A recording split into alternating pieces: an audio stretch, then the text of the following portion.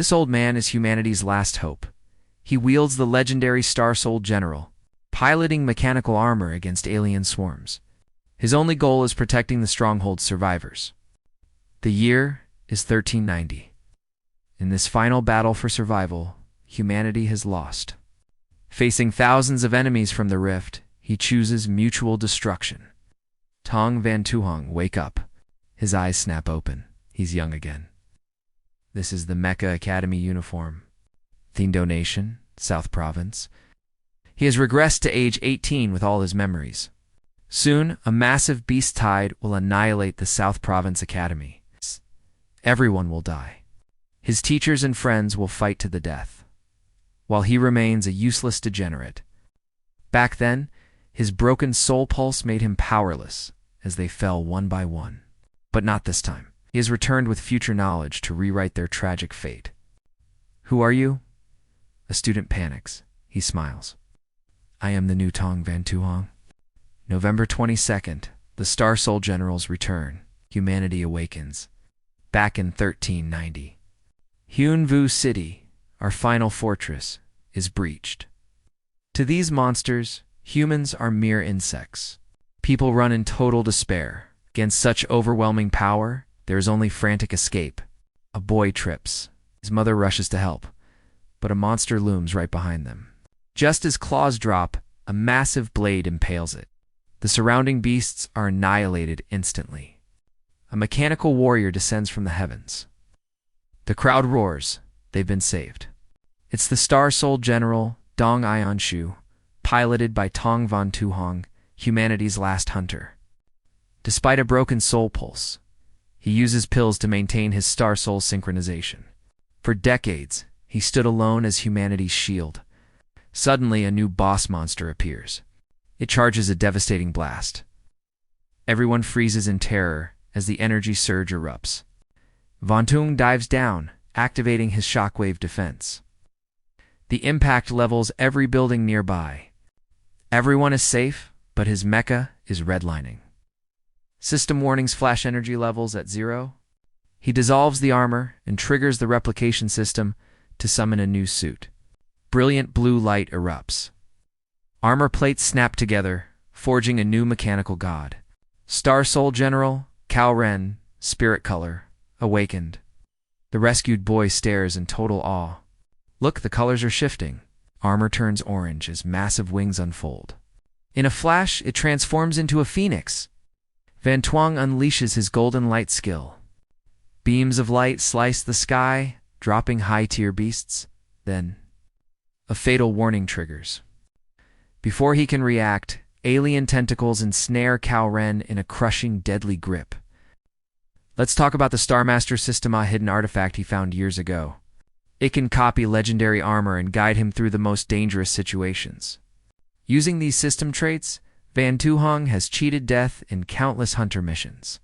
The Phoenix is trapped. In a split second, he cancels the 𝐒𝐓𝐃 summon. The alien monster is stunned.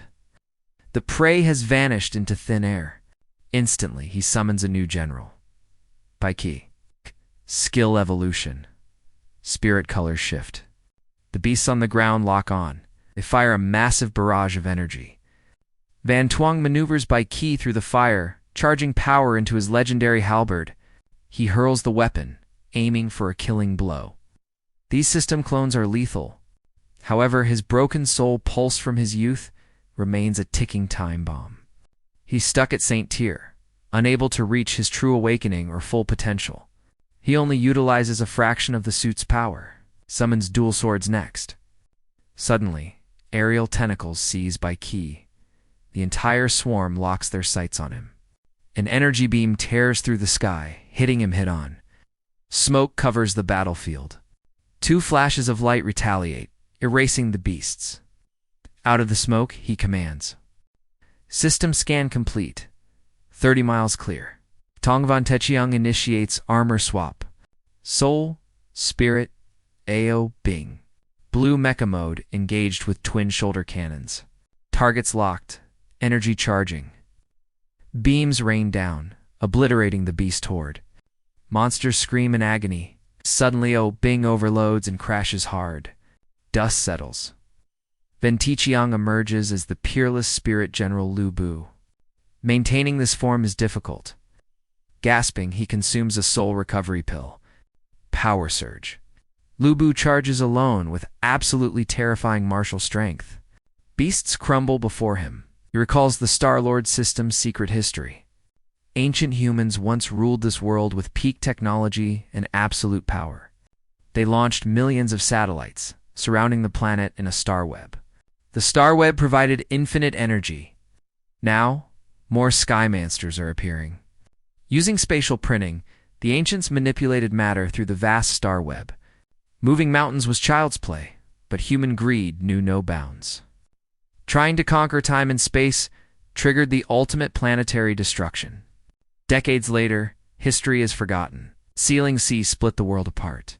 He hails from the east, unlike those bunker dwellers in the north. Eastern soul masters summoned legendary spirits to hunt these nightmarish beasts. But civil wars bled the east dry before the monster hordes struck. Tiandu fell. The east is a wasteland. He's been a survivor for decades. Spatial rifts grow. Monsters are getting stronger. He finally hits his limit. Exhausted and alone. Soul power is almost completely spent now. One man cannot stop the tide. He reaches for more energy. Out of pills, monsters swarm. Tong Van Tuong is backed into a corner. Tentacles pierce his armor. Supplies empty. He's losing consciousness fast. Captured midair, his indomitable will refuses to let him give up. Spirit dissolve. Void Lord summoned. Thousands of blades shred the monsters. Monsters cleared. System alert. High-level signatures detected. Retreat or die. More monsters pour through rifts. If he stays, death is certain. High above, the last of humanity flees on massive evacuation ships. Despair fills the air. On the battlefield, the Void Lord is surrounded.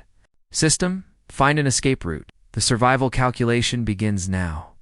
Suggestion: use the transport ship as a decoy to lure the horde. Seeing a child aboard, Van Tuong rejects the system's cold logic. He fought for years to preserve hope for humanity's eventual rebirth. No retreat. I'll buy time. Go. Live for the future, everyone. To those who trusted me. ... I'm sorry. He burns his life force. Golden light erupts from the mecha. A massive explosion consumes everything. Amidst the fire, a voice calls his name. Tong Van Tuong. Pick up. He wakes up gasping. This room... ... This uniform. Can't be. He's back, year 1330. It's 18 again, before the fall. Nanzhou Mecha Academy. 16 years in the past. Huyen City lives. Founded 4 centuries ago, this is the cradle of elite soul masters. The arena roars. Training has begun for the next generation of heroes. Next match. Blue number 27 versus red number 03. Fight. 2 mechas clash violently as the crowd roars. Someone is watching. Behold the azure souled general. The pride of the Mecha Academy. My first time seeing it, up close, it's legendary. Meet Lu Yen, 18. A hot-blooded star soul master, yellow tier. From the Lu clan, he watches as the azure mech leaps, dual blades primed for the kill. That's his finisher. The crowd roars. Class B wins. But Lu Yan sees the truth. Stop. It's a trap. The red mech is baiting him. Who is this kid? Shut up.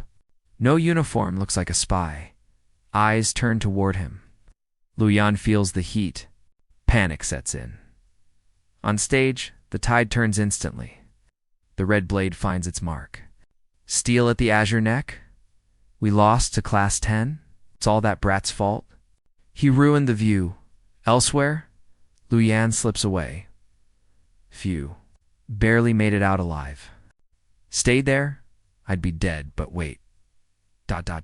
Where am I? This place is a total maze. Dead ends everywhere. Left, right again. That old guard's directions were trash. No red gate in sight? It's just another wall? Fine, I'll use my soul power. Body reinforcement, activate. 1 giant leap. ...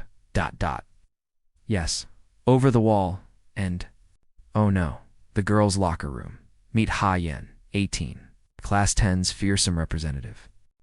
A late yellow tier powerhouse. Nosebleed status. Critical.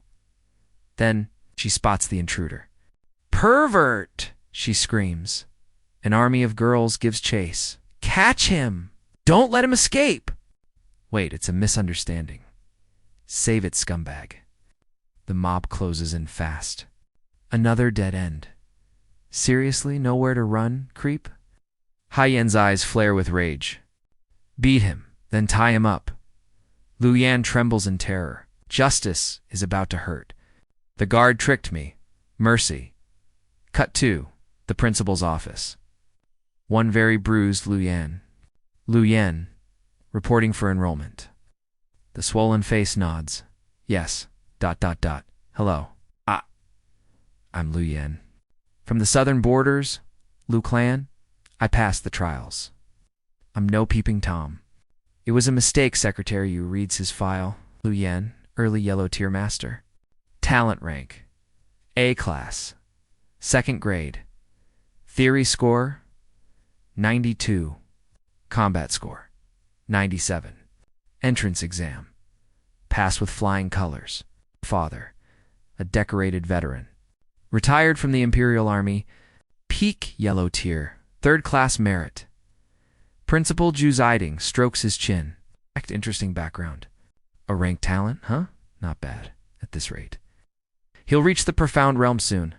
Put him in class 10, the one with the troublemakers. Exactly. Welcome to the jungle. Enrollment. Complete. Luyan is confused. Why is everyone looking at me like I'm fresh meat?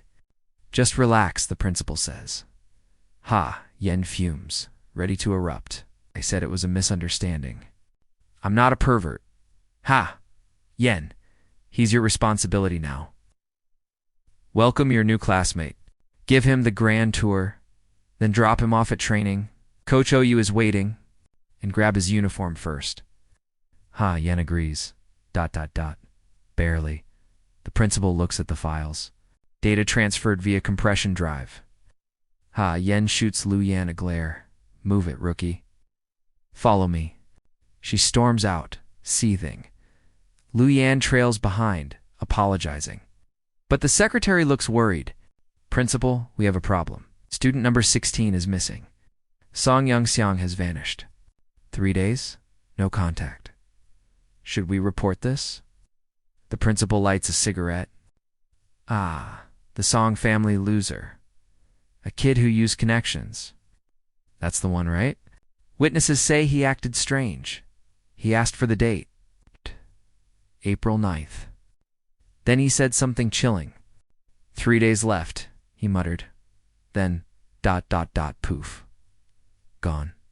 Smoke fills the office air. Asterisk, cough, cough. No smoking in the office. The principal just keeps puffing. Are you even listening to me?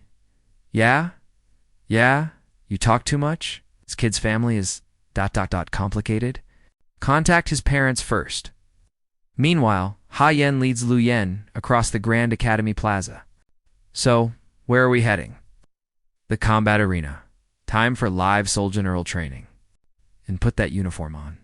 𝐒𝐓 hates messy students. But for Luyan, this is just the start.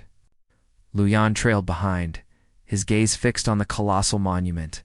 Hurry up, quit stalling! Yan barked, turning to find him mesmerized. Mesmerized by the Titan, Luyan listened as Yan revealed the legend of the massive sentinel. Towering before them, that's the Star Soul General, 𝐒𝐓. A mechanical god from 4 centuries ago, she explained, recounting the ancient myths. 1,000 years ago, when monsters nearly wiped us out, humanity was hopeless. Then, a celestial being descended from the heavens. He forged stars into bones and souls into armor, creating a mechanical titan to crush the beastly invaders and save mankind. He left behind his divine power, the soul jade, and taught humanity the secret cultivation arts to master the star soul system. The soul jade selects those destined for greatness, granting them the overwhelming power of the legendary star souls. Those who master this secret art are known as Star Soul Masters. wielders of the divine power of the mechanical generals. A millennium later, humanity replicated that divine technology, mass-producing mechanical armor and growing stronger than ever before. Legions of masters rose to reclaim the continent from the beasts, forging a new era of heroes across the reclaimed territories. This academy's first principal was Ta Zu's chosen successor. He used that legendary power to conquer these southern lands. 400 years ago, he founded the Southern Mechanical Academy.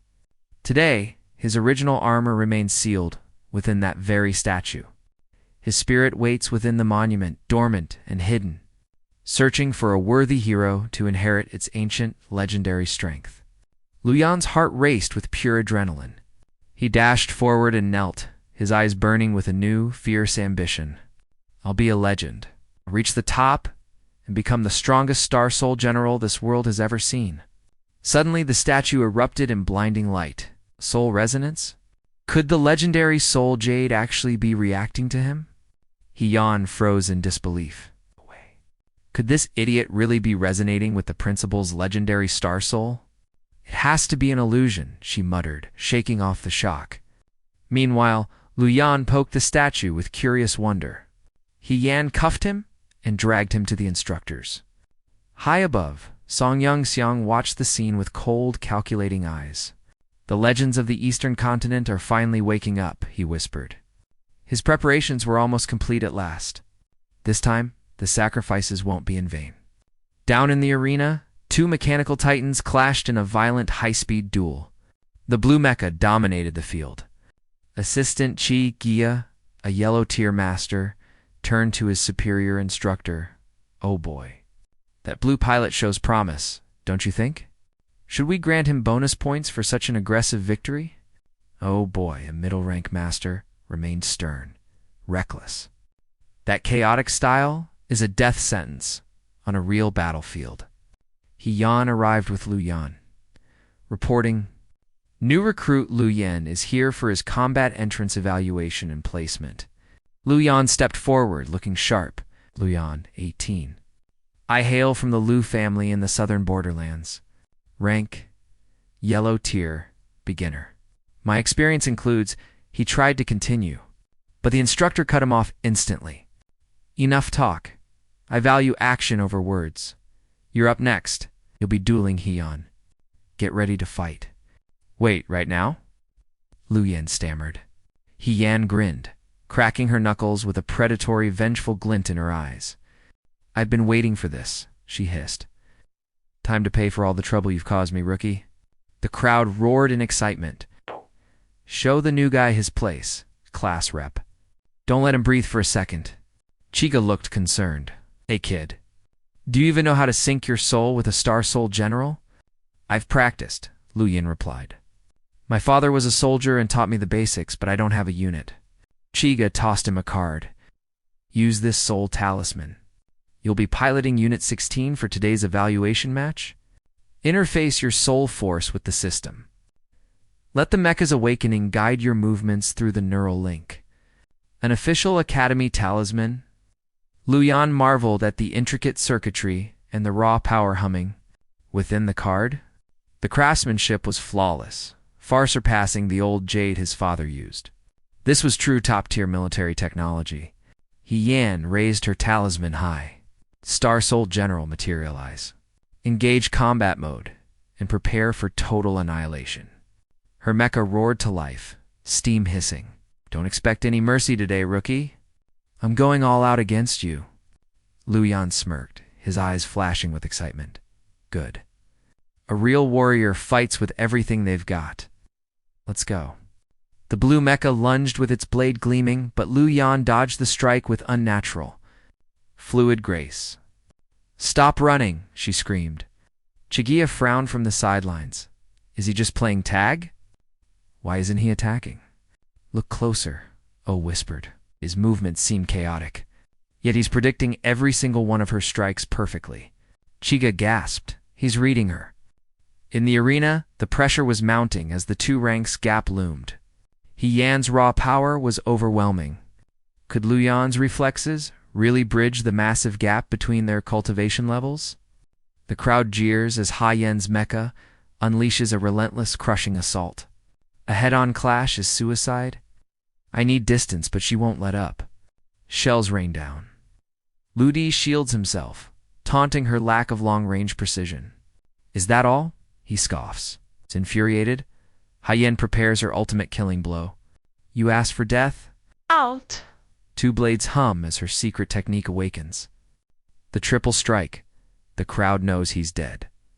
Even the instructors tremble. Like lightning, she strikes. A devastating energy explosion rocks the entire arena. The crowd mocks the loser, but Instructor O declares the underdog the victor. Unbelievable. Despite the damage, Lu Di's blade is at her fatal core. Victory. Lu Di. The stadium falls silent as a legend is born. Impressive work, O smiles. Tell us, how did you read her every move? Lu Di stays humble. She was terrifying. I was just hunting for an opening. Her stats were superior in every way. Speed, power, and precision were overwhelming. But she avoided using soul power for acceleration. I knew her stamina was low. A tactical genius. Instructor O watches as Lu Di breaks down the fight. I stayed calm, waiting for the moment her temper overrode her tactical discipline. I lured her in, and she fell for the bait.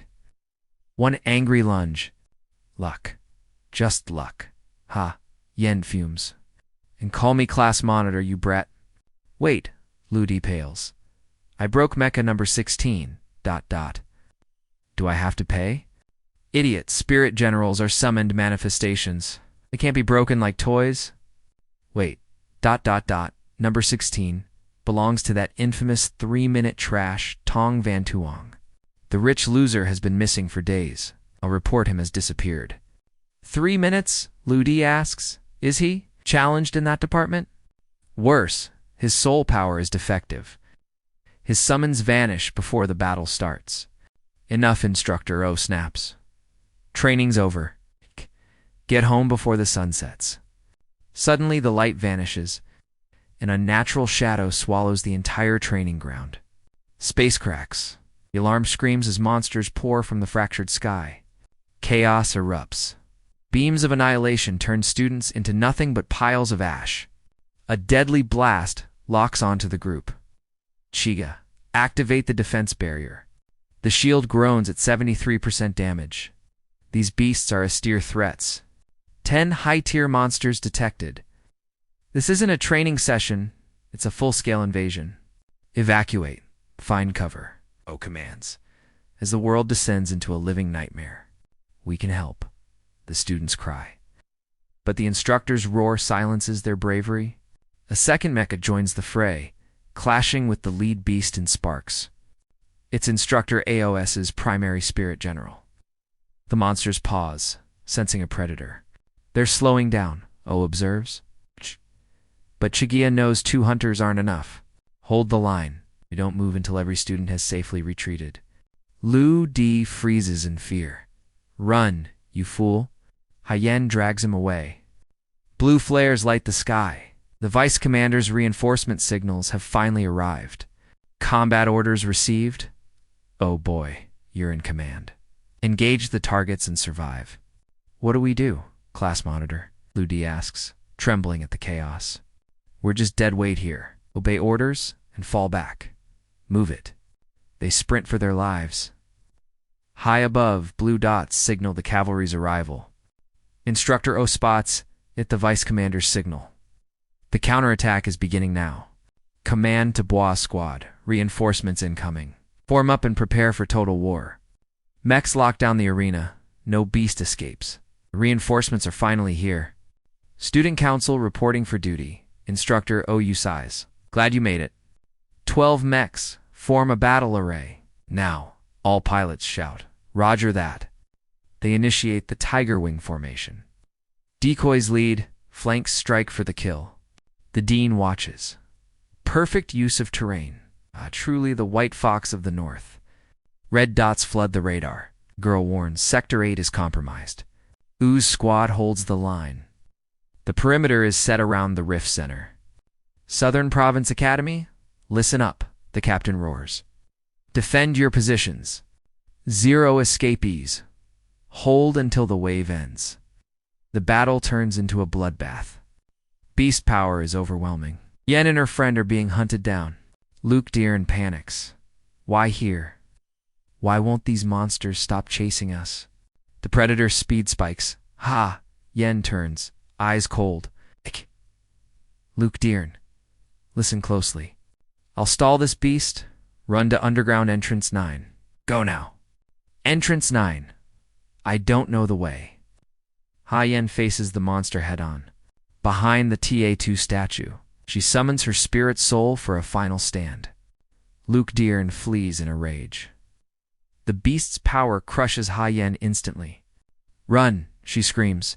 He bolts toward the statue, cursing his own pathetic weakness. He spots the TA2 monument, maybe. The statue chooses me. I'll awaken. I need power. I'll come back for you all. He reaches the plaza. He gasps, reaching the base. But someone is already standing on its shoulder. The head is shattered. Stranger holds a soul jade. Who are you? The man grins. I am 𝐒𝐓𝐃, and I have finally returned.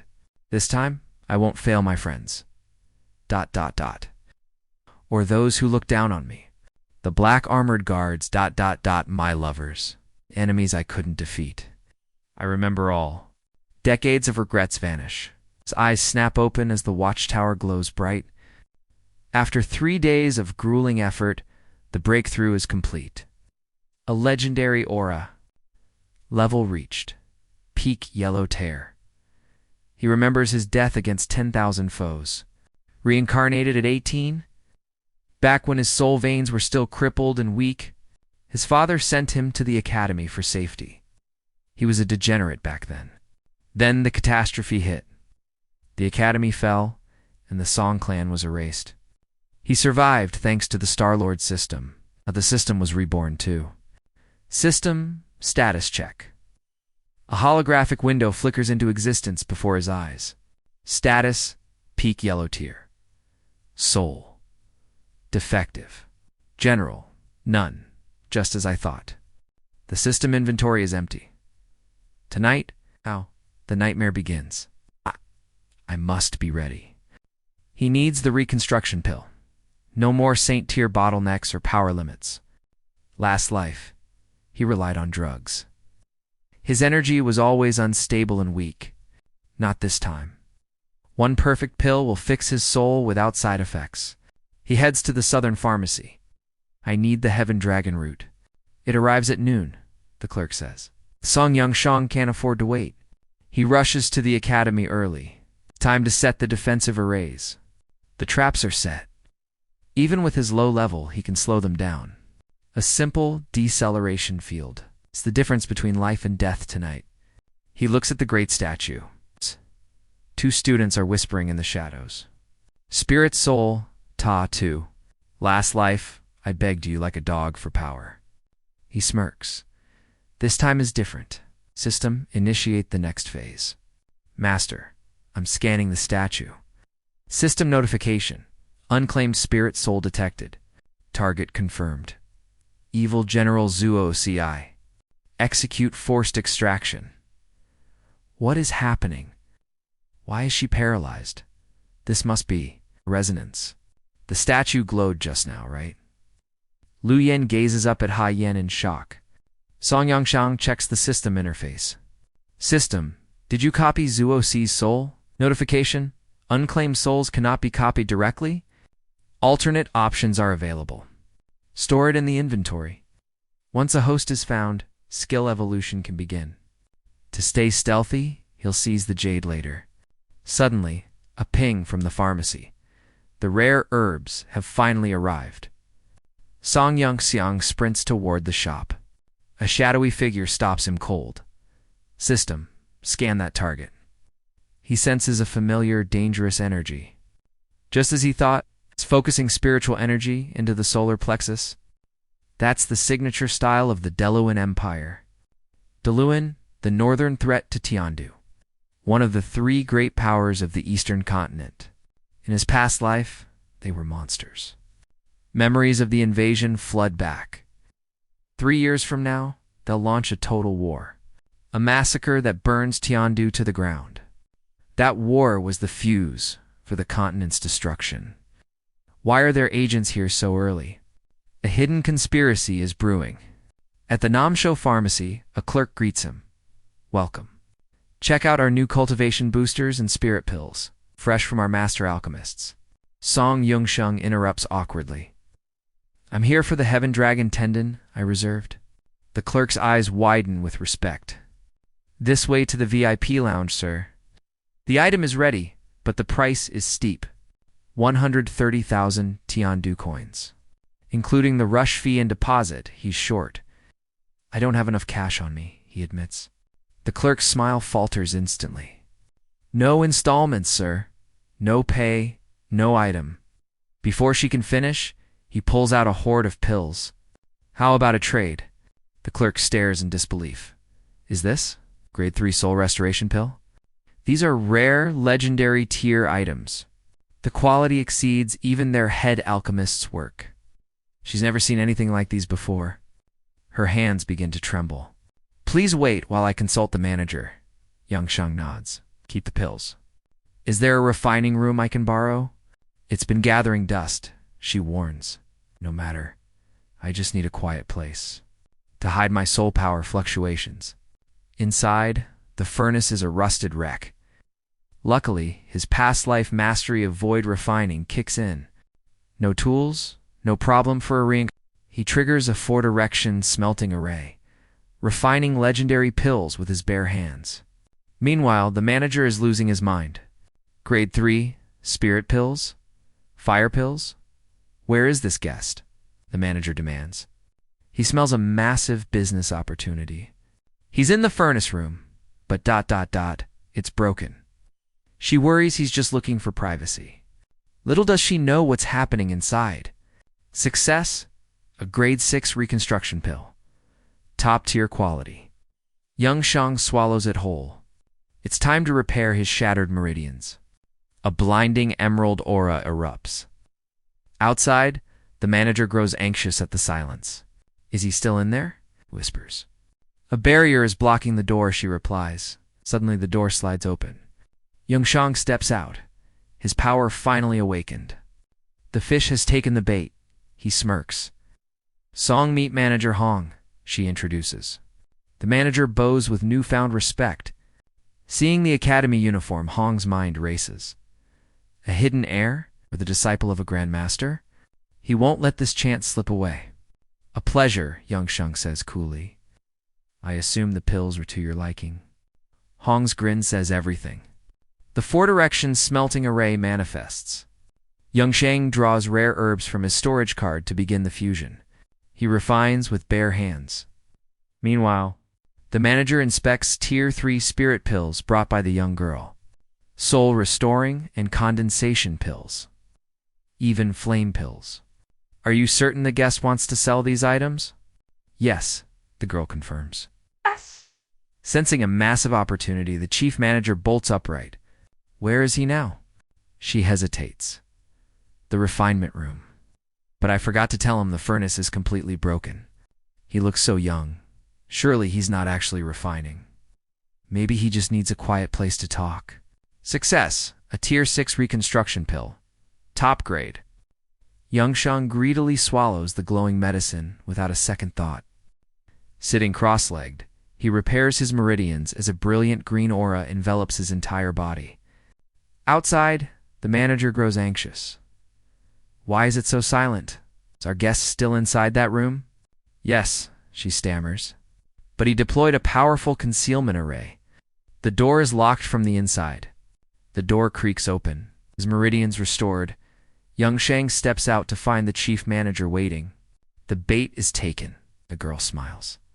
Mr. Song, this is our esteemed chief manager, Hong. Seeing the academy uniform, Hong instantly realizes this boy is no ordinary hunter. A hidden clan's heir. Or perhaps a master alchemist backs him. Yongsheng nods calmly. Pleasure. Are you satisfied with my pills, manager? Hong beams. Exquisite quality. But tell me, are you the one who crafted these legendary items yourself? Satisfied, that doesn't even begin to cover it. He raised the vial, his eyes gleaming. If I'm not mistaken, this crimson treasure is a legendary rank 5 blood ignition pill. As expected of the great manager of the Southern Pharmacy, Old Hong, your eyes are as sharp as they say. Manager Hong bowed humbly. You flatter me, Mr. Tong. But tell me, are you truly certain you wish to part with such a masterpiece? A single blood ignition pill can force an Earth-tier spirit master to advance their cultivation, level instantly. And if used at the peak of a realm, it shatters the bottleneck to the next major stage entirely. Van Tuong waved his hand dismissively. Look, Old Hong, I'm in a bit of a bind. Let's skip the small talk and get to the price. Hong hesitated for a moment. Since you've put it that way, I won't beat around the bush. Our shop is prepared to offer 300,000 for the pill, plus 25,000 for the soul-restoring pills, and the rest of your stock. That totals 440,000 credits. However, I wish to forge a personal bond with you, Mr. Tong. Using my authority as great manager, let's round that up to 500,000. Does that meet your expectations? Van Tuong smirked inwardly. Asterisk the old fox.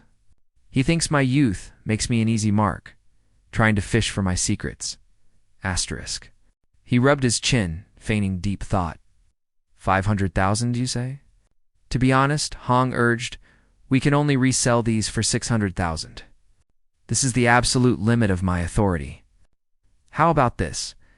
I'll personally include several rare medicinal herbs worth tens of thousands as a gift for you. Van Tuong pulled out his identification.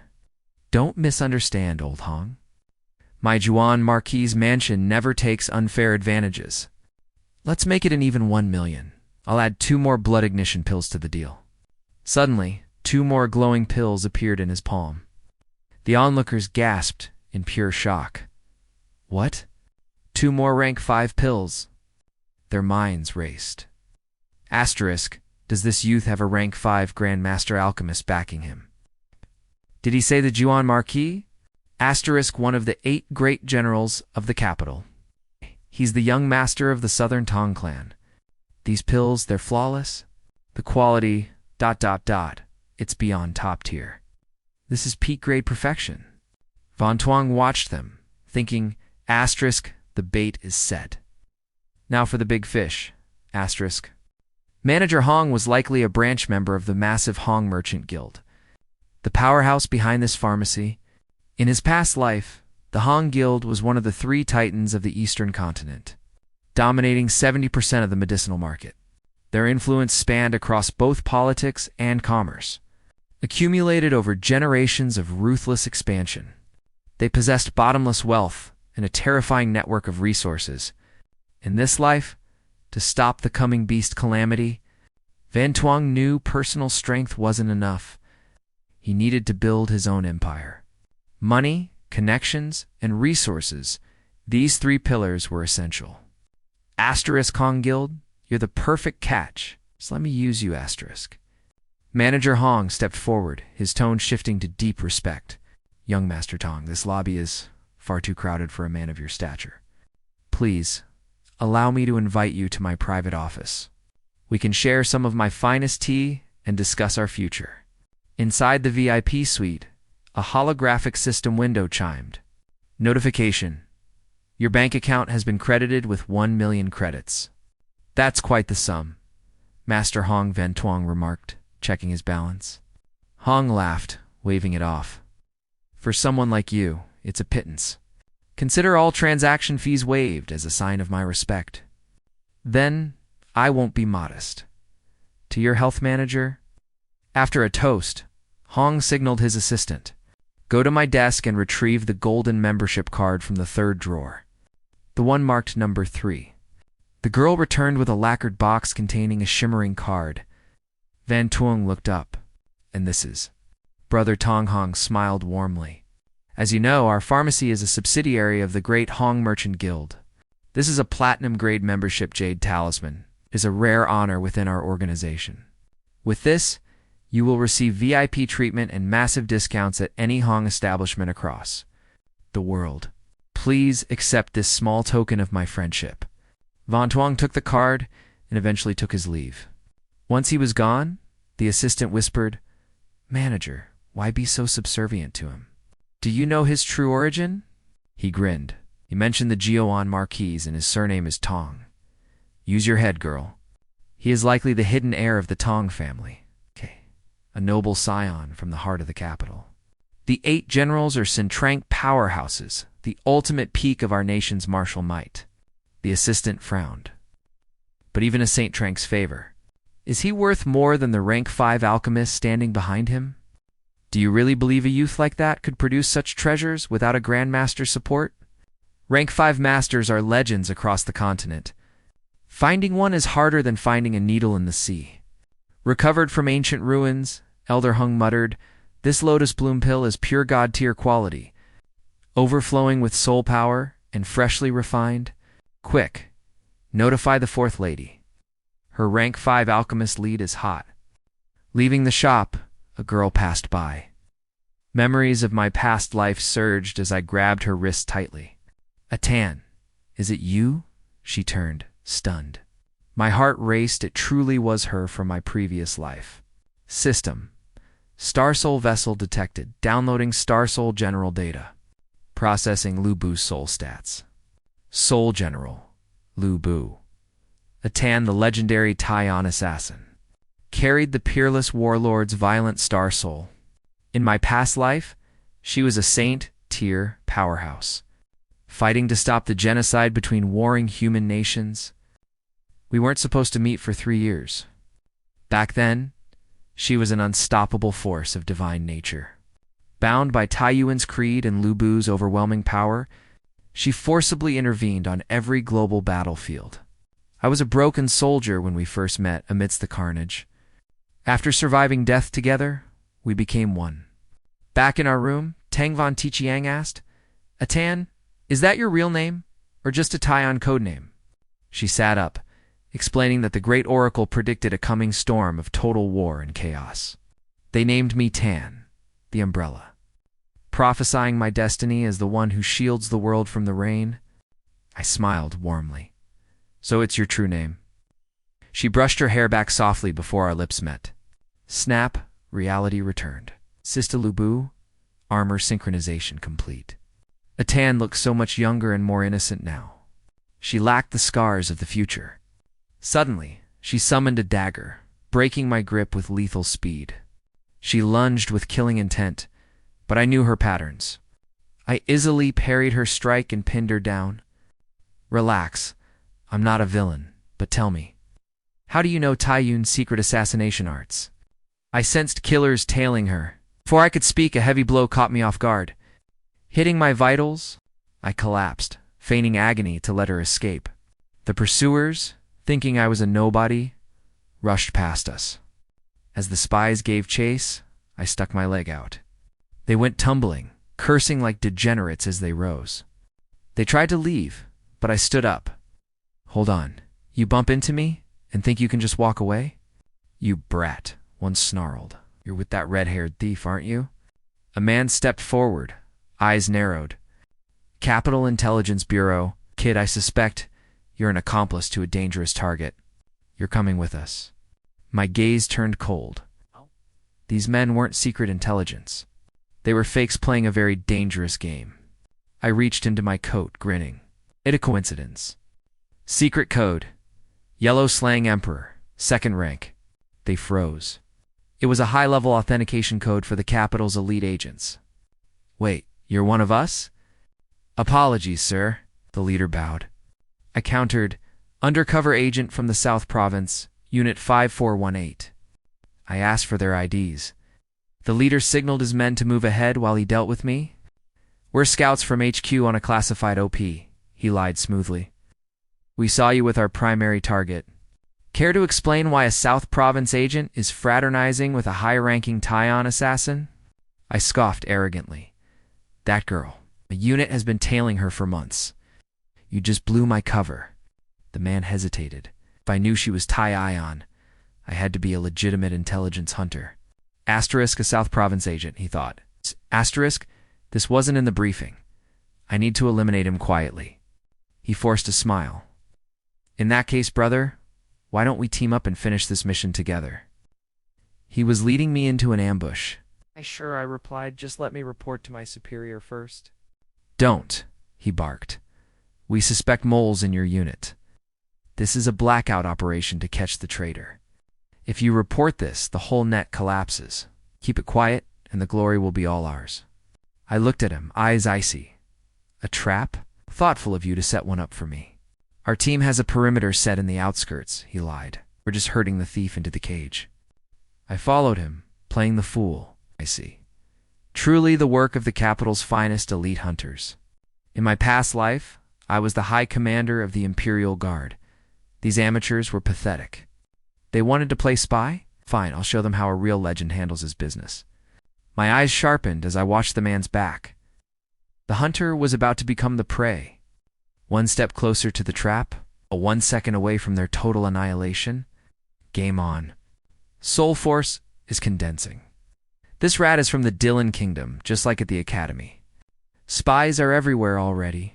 Wait, does this link back to the tragedy of my past life? Back then, the Academy fell during the Soul Beast tsunami. TT Soul Jade vanished. A merchant yells, "Strawberry Tong Hulu." I remember a Tyne loved these sweet strawberry treats. I'll take the whole stock, I say, handing over coins. The vendor is stunned. I toss them into my storage ring. I'll taste one first. Not too sour. Perfect. I'm C Min, the old man says. Call me Old C. What's your name, kid? Name's Anga, H-A-I lie. Suddenly someone sneezes. Officer. Gross. Snot everywhere. Meanwhile, Atan is lured into a deadly trap. She reaches the forest and stops. Ambush? The enemy captain sneers. Activate the formation. Eliminate her right now. She's surrounded by a high-tier barrier. The captain pulls up her system window. Top assassin of Yayan. The red-haired death. Soul Master. Tier. Owner of the legendary 𝐒𝐔𝐋 Soul General. Oh, such a pretty little girl. This spatial barrier is inescapable. Surrender now, or we'll take you by force. The boys could use some fun first. Attain doesn't flinch. Her eyes are cold. One strike. A spy drops dead. Next. The enraged mob charges at her. I arrive at the battlefield and scan the area. Rank 5 spatial seal is active. Those are military mechs. Dylan's spies have been hiding here for a long time. Why kidnap a Tyne? The black-clothed spy bows to his captain as the fight rages. AA-10 fights like a demon. She spots me in the distance and momentarily freezes. I wave casually, but she is confused. In this timeline, we haven't even met. She thinks I am an enemy. A dagger flies at my throat with lethal speed. I grab a spy to shield me. Hey, watch it. Not with these losers. She is baffled. How did a yellow-tier weakling dodge her elite trank strike? The captain spots me. Kill them both, he barks. No more witnesses allowed. They are done wasting time. A massive mechanical armor charges toward Attain. A giant blade swings. She dodges and begins her spirit soul awakening. Summon, 𝐒𝐔𝐋. The legendary armor erupts, cleaving a mech in two instantly. A lethal spin move shatters to more mechs. Her power output is absolutely insane. Keep going, swarm her. More mechs emerge, surrounding the god of war. My system screen flickers. Aren't you worried about the city guards? I ask. The spy laughs. This level 5 barrier hides everything. No one is coming to help. Total annihilation inside. Silence outside. God. No one will ever know you died here. I grin. Perfect. That makes my job much easier. I can go all out. A blade lunges at me. I parry and drive a wooden skewer through his skull. Rest in hell. The silver-haired captain panics. Kill him. Everyone attack at once.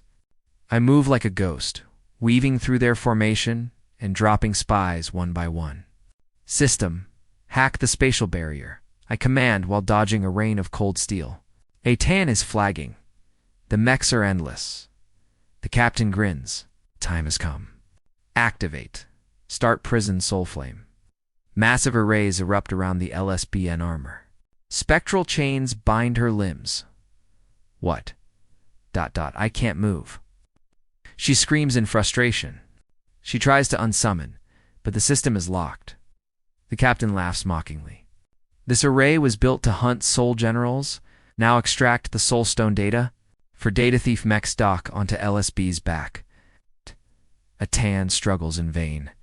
The extraction begins. Let's see what secrets this legendary soul holds. Haha. A mechanical roar echoes as a mecha awakens. Suddenly, a blinding light pierces through. 4 enemy armors are obliterated instantly. 𝐿 watches as another Lu Bu appears. Tong Yunxiang smirks. Let's hurry. My system timer only has 3 minutes left. He thrusts his Fengshan halberd, piercing the enemy cockpit with godlike precision. The pilot vanishes into crimson mist. Too much power? I must be gentler. 𝐿 aims her weapon. Who are you? Why is your mecha like mine? Yunxiang stays calm. Don't worry, I'm not an enemy. Let's finish them first. We'll talk after these degenerates are dead. For now, we fight together. They strike as one. Yunxiang's veteran skills dismantle the enemy ranks with ease. Every strike is surgical, disabling the mechas without killing the pilots immediately. He parries every surprise attack effortlessly, while 𝐿 struggles against the horde. She clears her path with a spinning slash, breathing hard as she watches him. He's taking them down like a pro. How is a Yellow Realm hunter this elite? His movements suggest decades of combat experience. Every action is perfectly calculated. Only the captain remains. Yunxiang demands surrender as the soldiers lie defeated. The captain trembles. Facing 2 Lu Bu souls is a literal death sentence. In a desperate final move, the captain lunges with his mechanical blade. Twin flashes of light sever the mecha's arms. Yunxiang pins the traitor down. State your mission. Why did Dylan's spies infiltrate Tiandu as secret guards? Talk, you Dylan trash. 𝐿 gasps. Spies? They're from the Northern Kingdom? Yunxiang scoffs. Did you really think these weaklings were Tiandu's finest elite? 𝐿 blushes and looks away. Suddenly, the captain triggers a self-destruction. He burns his soul energy to take them down. Yunxiang remains completely unfazed. He vibrates his aura to match the frequency, neutralizing the explosion instantly. 𝐿 is shocked. Using soul resonance to stop a self-destruct is legendary. A final energy punch shatters the cockpit, sending the captain crashing down. The captain lies broken in a crater. His suicide mission has failed completely. Yunxiang stops him from swallowing poison. You're with the Night Web, right? The captain's eyes widen. You know the general? The mercenary king? 𝐿 freezes. Night Web. The leader of 330,000 remnants? The sword saint of Tai, wielder of Ganzhong. Yunxiang's gaze turns cold. In his past life, Yunxiang knew this monster well. Shadow of Destiny. The sword saint joined Dylan, leaving a trail of blood across the battlefield. Yunxiang fought him many times before, but his crippled soul veins caused defeat. Remembering those old scars makes his heart ache. He hands the prisoner over. Take him to Taiyun. 𝐿 feels a sudden chill from his presence. She points her blade at him.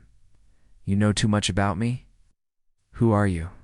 You identified the spies in my background? What is your true goal here? Taiyuan protects humanity. I'm not your enemy. Our paths are finally aligned. We must unite to stop the coming invasion. 𝐿 remains stunned and silent. He swipes her dagger and replaces it with a strawberry lollipop. I'm Chang Yunxiang. She stares at the candy, confused. He turns away into the dark night. I'll explain everything when the time is right. 𝐿's face turns bright red. How did he know my favorite snack? Meanwhile, Yunxiang starts looting the corpses. Nothing but junk. No loot. 𝐿 yells. Was that your only motivation? I thought he had talent, but he was just a greedy scavenger. She scoffed, suspecting my motives. I just sided her innocence. Life is harsh. Do you know the 2 keys to survival? It is wealth. To be a hero, your pockets must be deep. Second is power. Without gold, you cannot fuel the path of cultivation. Money provides 100 ways to rank up instantly. She was stunned. Whether for a man or a nation, gold solves every nightmare. Enemies are temporary, but interests are eternal. If the price is right, ... even a foe becomes a loyal tool. Tan stood frozen. She did not understand. Suddenly, the sky groaned with unnatural thunder. Darkness fell instantly. The spatial rift was opening ahead of schedule. This happened much earlier than in my past life. Something changed. The enemy captain laughed. Their twisted plan was already in motion. Team 1 succeeded. The invasion of this world has officially begun. I turned to Tan. Tell me the truth. What are you hiding? Luan has weaponized spatial technology. It is a military catastrophe. Tan was just a pawn in their game. My blood boiled. It is too late for you both. Everyone dies here today. I grabbed his throat. In a flash, devastating energy surged through him. Stop. You have completely shattered his soul meridians. He is ruined. I tossed him aside and forced a pill down his throat. A gift for the intel. Take this card. I have a city to save. I am heading to the peak. You coming? She looked down sadly. I must report to the southern branch. My duty comes first. I understand. Take the prisoner and go. I will handle the rest. System. Activate. Summon Lubu's Crimson Flame Steed. Status. I downed 3 3-star soul pills at once. Tan was horrified. Each costs 50,000 credits. He is eating them like candy. Soul manifest. Amidst the blinding light, the legendary warhorse appeared. A 𝐒𝐓𝐀𝐑 summon? How can he unlock such power at his rank? The legends of 𝐒𝐓𝐀𝐑, the spirit who can mimic any general. Is he the true contractor of 𝐒𝐓𝐀𝐑? She shouted a warning. Luan is targeting the 𝐒𝐓𝐀𝐑 soul gem. Be careful, Yunsheng. I charged forward. I will not let their conspiracy succeed again. A mysterious powerhouse has emerged. This changes the balance of nations. This could spark a world war. I must notify the organization immediately. I rode toward the academy. The rift was just a diversion. In my past life, the 𝐒𝐓𝐀𝐑 armor vanished during the chaos. My actions changed the past, but I will save them this time. I spurred the horse faster. The West District was already screaming. The city guards were falling. Beasttide was a slaughterhouse. Instructor 𝐒𝐲 panted, his energy drained. We are being overrun. Captain Chu saved him just in time. We need the students. Kudong stared at the carnage. His elite squad was being decimated. Watching his comrades die, his heart burned with icy, helpless rage. Vile beasts. The captain panics as monsters swarm from 11 o'clock. They are everywhere. Too many? Over 40 boss monsters? We are outnumbered and cannot hold the line.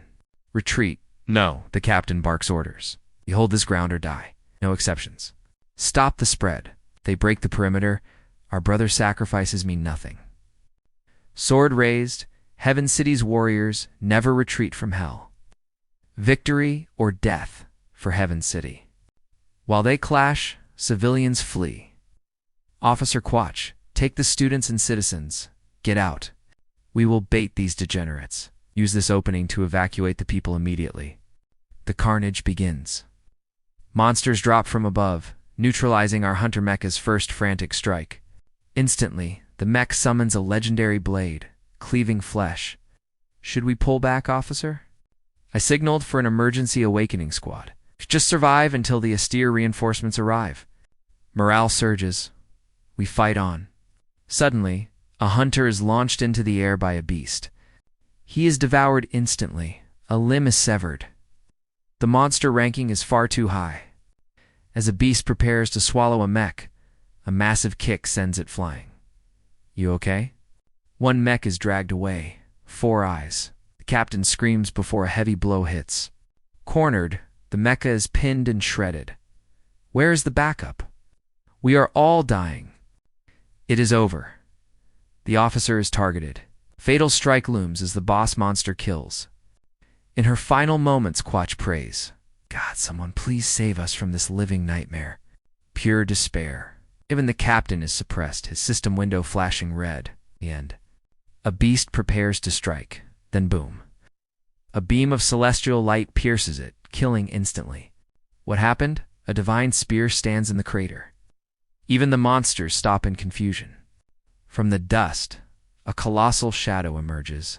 A massive hand reaches out, reclaiming the weapon. It is 𝐒𝐓𝐃, piloting the legendary 𝐿𝑒 mech with a ferocious spirit beast. The horde roars, but 𝐒𝐓𝐃 slams his halberd down, shattering the earth. The hunt begins. The soldiers are speechless. The citizens stare in awe. Is this the reinforcement we promised? Too powerful. 𝐒𝐓𝐃 charges, his frame glowing with 𝐒𝐓𝐃's azure aura. He is unstoppable. Silence falls. 𝐒𝐓𝐃 speaks. "Relax, everyone. I am just a guy passing through on a quest." He grabs the fallen banner. Heaven City's flag should not touch the dirt. He plants it. "Heaven City victorious," he roars. The crowd joins him. We are saved. A miracle happened. 𝐒𝐲 notices his uniform. The academy. How can a student possess such insane power? It's impossible. He spots a fallen girl. Still breathing? Guess it is your lucky day. I am here. He takes her marriage contract. Consider this payment. He feeds her a rare recovery pill. "Thank you, senior," the guards shout. Leader of the Westgate steps forward. A subordinate whispers, "He is just a student. Why call him senior?" Does not understand. "Shut it," the captain snaps. "In this world, strength is everything. Respect the true power." 𝐒𝐓𝐃 is nonchalant. She will live. I used a rejuvenation pill. Keep her safe now. The officer asks, "Wait, which class are you in? Are you really one of our students?" He tosses a pillbox. "Name is 𝐒𝐓𝐃. Just a passerby. Do not look deeper. Hold the line. I have other places to be. See you around." He rides toward danger. 𝐒𝐲 is baffled. His stats say yellow tear. So why so strong? Hidden stats. She turns to the captain. "What did he give you?" The captain is in shock. "A soul restoration pill." The heavy-set soldier asks what that even is with confusion. "It is a 3-star legendary drop," the glasses guy yells, "worth 50,000 credits. 50,000. That is my whole yearly salary." This guy is insanely rich and generous. As the traveler vanishes, 𝐒𝐲 wonders, 𝐒𝐓𝐃. "Who are you and why now?" The girl wakes up, whispering his name. 𝐒𝐓𝐃. The man who conquers the peak. Amidst the crumbling ruins, 𝐒𝐓𝐃 and 𝐿𝑒 leave a trail of slaughtered beasts in their wake. 𝐿𝑒 charges forward on his legendary steed, while 𝐒𝐓𝐃's sudden appearance catches a mysterious elder's eye. "Intriguing kid," the elder mutters. Only at the yellow tier peak, yet he dominates this brutal battlefield. At the Academy Command Center, the director watches the screen in grim silence as the chaos unfolds. 34 minutes since the siege began, a staffer reports. "Casualties have exceeded 50%. We need reinforcements." The director's gaze hardens. "What is the status inside the academy?" The scout turns with urgent data. Reports from the 7 and 8 o'clock sectors show a mysterious slowing array trapping the 𝐒𝐲. Incoming beasts. Though the squads are struggling, there are 0 casualties. Someone laid a tactical trap ahead of time. Suddenly, news breaks. A mysterious soul general appeared at 3 o'clock, completely wiping out the beast horde. "A mystery general?" the director muses. Reports show similar sightings at the 4 and 5 o'clock positions. Thermal images confirm it a lone warrior on horseback. The director stares at the image, completely stunned. "Wait. ... That's the Skypiercer halberd. Could it be? The legendary soul general, 𝐿𝑒? The staff is shocked. The 𝐿EU. The director recalls ancient records of the Divine Kingdom's secrets. 𝐿EU, the peerless warlord of history. a monster in human form with absolutely unmatched martial prowess. His Sky Piercer is the symbol of absolute destruction. Anyone wielding that name must possess terrifying power. Director, we've calculated his trajectory, the scout shouts. He's heading straight for the heart of the academy. The director's mind races. Why now? Is this legendary spirit a savior? Or our final executioner? Outside, Yansheng observes the tiger wing formation. The instructors are holding up well, he smirks. No casualties yet. It seems his pre-placed slowing array worked exactly as he had planned. With the monsters distracted, it's time to move. I'll grab 𝐒𝐓𝐀𝐑's 𝐒𝐓𝐀𝐑 during this chaos. He yanks the reins of his flame-maned steed, red hair, and gallops toward the hidden objective. They reach the statue of 𝐒𝐓𝐶. Dismounts, leaping toward the ancient stone relic. System. Activate core interface. Scan the target. A blue window flickers to life before his eyes. Scan complete. The soul jade is embedded in the head. Yansheng leaps up, eyes gleaming. Force extraction. The statue shatters, and a glowing jade drifts into his palm. Perfect timing. Suddenly, a voice interrupts. Lu Yan, desperate for power, spots him from the shadows nearby. Lu Yan stares at the jade in disbelief. Yansheng looks down and grins. It's you. Memories of his past life flash back, the day they met. Under much more embarrassing circumstances, a mix-up in the girls' locker room. Who the hell are you? Lu Yan had shouted then. Yansheng, you pervert, a girl screamed, trying to peek again. You're dead meat today? I'm taking you to the director. Lu Yan begged for mercy, claiming he was totally innocent. Catch me if you can, Yansheng teased. In the end, they both got thrashed and caught. Both were dragged to the director, and Lu Yan was transferred into Yansheng's class 10. Back then, Yansheng was the one who explained the uselessness of that 𝐒𝐓𝐶 statue. Just a piece of junk, he'd said. But the instructor wanted a duel to settle their score. No more excuses. Fight. Lu Yan borrowed a red mech suit for their first sparring match. Senior, please go easy on me, Lu Yan pleaded. Yansheng just smiled wickedly at him. You got me caught? Time to pay up? Yet in that timeline, Lu Yan was the victor. Back to reality. Who are you? Lu Yan asks. Yansheng smiles. I'm the one who returned. Even in this life, his first words are exactly the same. Wait. I know that name. The 3-minute fast guy who went missing. Before he can finish, Yansheng strikes him down. Thuak Lu Yan hits the floor. In the original timeline, this battle was his ultimate downfall. He was destined to be kidnapped and turned into a mindless experimental weapon. Masked Man 0. He was meant to invade the capital as a villain before dying a hero's tragic death. No more tragedy. By losing his heroic destiny, he finally gains a life worth living. Focus on your training for now. Yansheng then summoned the system. Initiate soul copy. Copy failed. The soul is masterless. Yansheng sighed and stored the soul jade away. I will wait for a suitable vessel. With the jade secured, it was time for a rescue.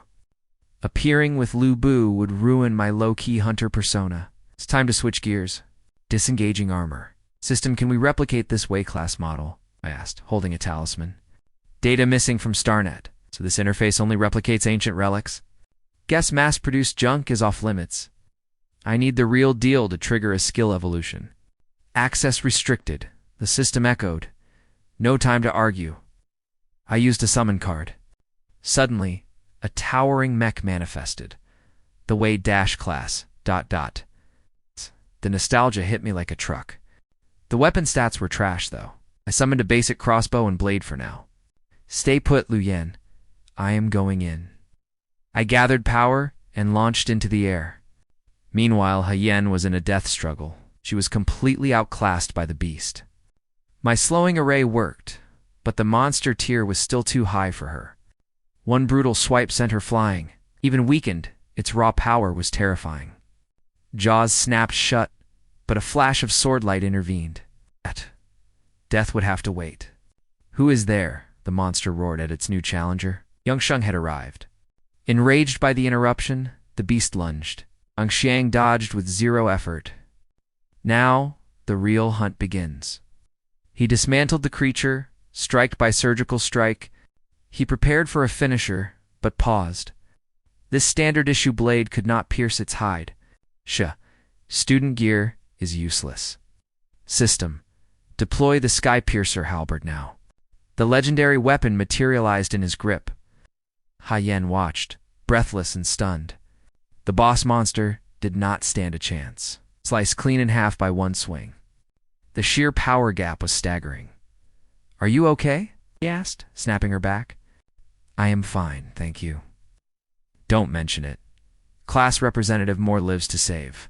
He vanished before she could even ask his name. Over at the dorms, chaos reigned. Shangguan and 𝐒𝐔𝐋 charged out, a whirlwind of steel against the monster horde. Her movement was fluid, lethal. The survivors watched in awe as she cut them down. Profile. Shangguan and 𝐒𝐔𝐋. Age 19. Peak yellow tier elite. A true genius. Too slow, she ignited her thrusters, laughing as she rained fire from above. But a hidden beast lunged. Caught off guard, she took a direct hit and coughed blood. It pinned her mech down. Is this the end? The students screamed in terror. Right as the beast lunged for the kill, 𝐿 burst onto the scene. A single sweep of his halberd pulverized the creature. 𝐒𝐔𝐋's eyes widened in disbelief. One shot. One kill. He stood there, weapon shouldered, looking like a literal god. Who is that guy? The other pilots were baffled. He just saved the elite. His stats are insane. He's making our instructors look like rank beginners. System alert. Energy low. Timer to summoning in 40 seconds. Crap. No time to waste. 𝐒𝐔𝐋 struggled to her feet, teeth gritted in pain. 𝐿 reached out, steadying her. Can you still stand? Can you still fight? Her face flushed crimson. Yes. ... Thank you. Her sudden softness shocked everyone. Hey, we need help over here, a golden mech signaled. 𝐿 did not hesitate. He became a blur of destruction. Everywhere he stepped, monsters simply ceased to exist. The Sky Piercer halberd roared. Inspired by his power, the survivors rallied for a counterattack. Eagle strike formation now, the instructor barked. 10 hunters charged into the fray. Wait, ... Did someone count wrong? There is an extra man in the formation. As the assault begins, the mech stands frozen. Am I just extra baggage? Suddenly, he spots Senior Shangguan.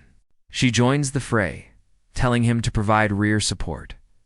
With a determined shout, she charges into the chaos. He is stunned by her sudden gentleness.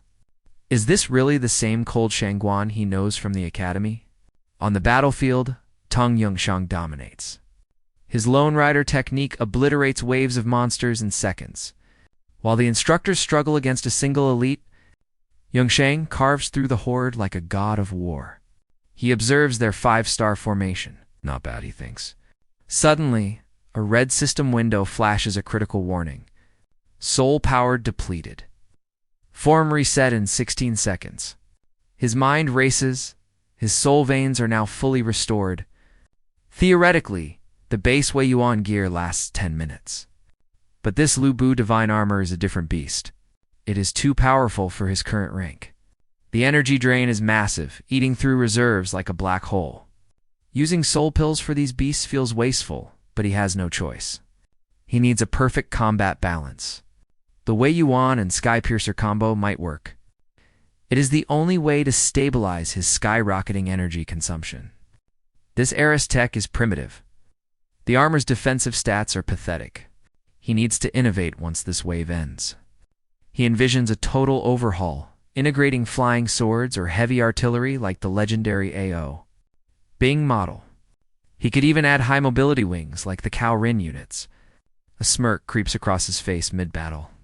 These upgrades would be lethal in his evolved state. But reality hits hard as the system chimes again. Warning, soul power at 1%. Form deactivation in 8 seconds. 𝐿 snaps back to the bloody reality. Focus, he tells himself. I will dream of upgrades later. Right now, these 3 monsters need to die. Only 3 left. He swings his halberd in a massive arc. The system counts down. 6 seconds remaining. 2 beasts fall instantly. He is a blur of motion. The interface glows crimson. The final seconds are ticking away. 1 target left. He grips the sky piercer, ready for a final throw. The system starts. The final countdown. 3. The halberd strikes true. 2. 𝐿𝐔𝐋 drops from the sky like a meteor, crushing the beast's skull. 0. The monster exhales its last breath. Perfect timing. The surrounding hunters watch in absolute, terrified awe. The armor dissolves into sparks. Everyone holds their breath, waiting to see the face of their mysterious savior. As 𝐿𝐔𝐋 touches the ground, the crowd gasps. It is the boy they all mocked the Academy's biggest failure. You know him? The instructor asks. His comrade points a trembling finger. That's the famous first-year loser, 𝐿𝐔𝐋. The instructor freezes. Shangguan blushes, her heart racing. So, the man who saved her life is named Tong 𝐿𝐔𝐋. 𝐿𝐔𝐋 gasps for air. High above, the headmaster watches with narrowed eyes. This does not make any sense. How could a dropout slaughter 23 monsters alone? The tactical readout confirms if the kill count is staggering. The headmaster adjusts his glasses. Wait. That brat was hiding this kind of monstrous power. It is impossible. He recognizes the halberd. The Lubu pilot is definitely 𝐿𝐔𝐋. But there is a darker theory forming. Legend says 𝐒𝐓𝐀𝐑 can shift forms. Has this kid become his successor? Is he a sleeper agent? Did the Tong family patriarch pull strings just to steal the 𝐒𝐓𝐀𝐑 soul? This smells like a conspiracy. I need him interrogated immediately after the wave. Xiaoyu, keep eyes on all other sectors. He barks. On the field, the adrenaline fades. Exhausted hunters shed their heavy gear, collapsing onto the blood-soaked earth. The instructor calls for a tactical pause. Energy levels are critical, and the next swarm could arrive any second. Meanwhile, 𝐿𝐔𝐋 isn't resting. He is already refining soul talismans, the glowing papers hovering around him like spirits. Hey student, the instructor calls out. Thanks for the save back there. What is your name in class? He does not even look up. Tong 𝐿𝐔𝐋. First year, class 10. The announcement sends shockwaves through the crowd. No way, a freshman has this much power. Suddenly, 𝐒𝐓𝐀𝐑 steps forward, her face flushed with shyness. Thank you for saving me, 𝐿𝐔𝐋. I am Shangguan 𝐒𝐓𝐀𝐑 from class 153. 𝐿𝐔𝐋's blood turns to ice. He remembers her. The future traitor and successor of the Longrui soul. In his past life, her family sold out the city. She hunted him down, nearly ending him multiple times. Without the system's intervention, he would be a corpse. Revenge flares in his eyes as he grabs her wrist. He jerks her close. The other students stare in disbelief. What is this freshman doing to the school's goddess? The Longrui soul is mine, he snarls. But 𝐒𝐓𝐀𝐑 misreads the situation, her face turning bright red. What's his game? 𝐿𝐔𝐋's eyes flash as he commands the system to restore the Long Thursday soul. I'll save her for now, he thinks. Then I'll end this crazy woman once and for all. She blushes and turns away. Is this a confession? Her heart beats like a drum. If they bond, her family can't refuse. Suddenly, the system window flickers with a red warning. Report. Soul copy failed. Target lacks a soul spirit. 𝐿𝐔𝐋's rage begins to boil. Is the system glitching? No. The previous host must still be alive in this timeline. The Long Thursday soul hasn't manifested yet. The soul jade remains masterless and cold for now. 10 months too early. Suddenly realizes he's still gripping her hand like a madman. He lets go with an apology. She assumes he's just mesmerized by her breathtaking beauty. The squad is baffled. Her cold big sis is acting like a completely different person.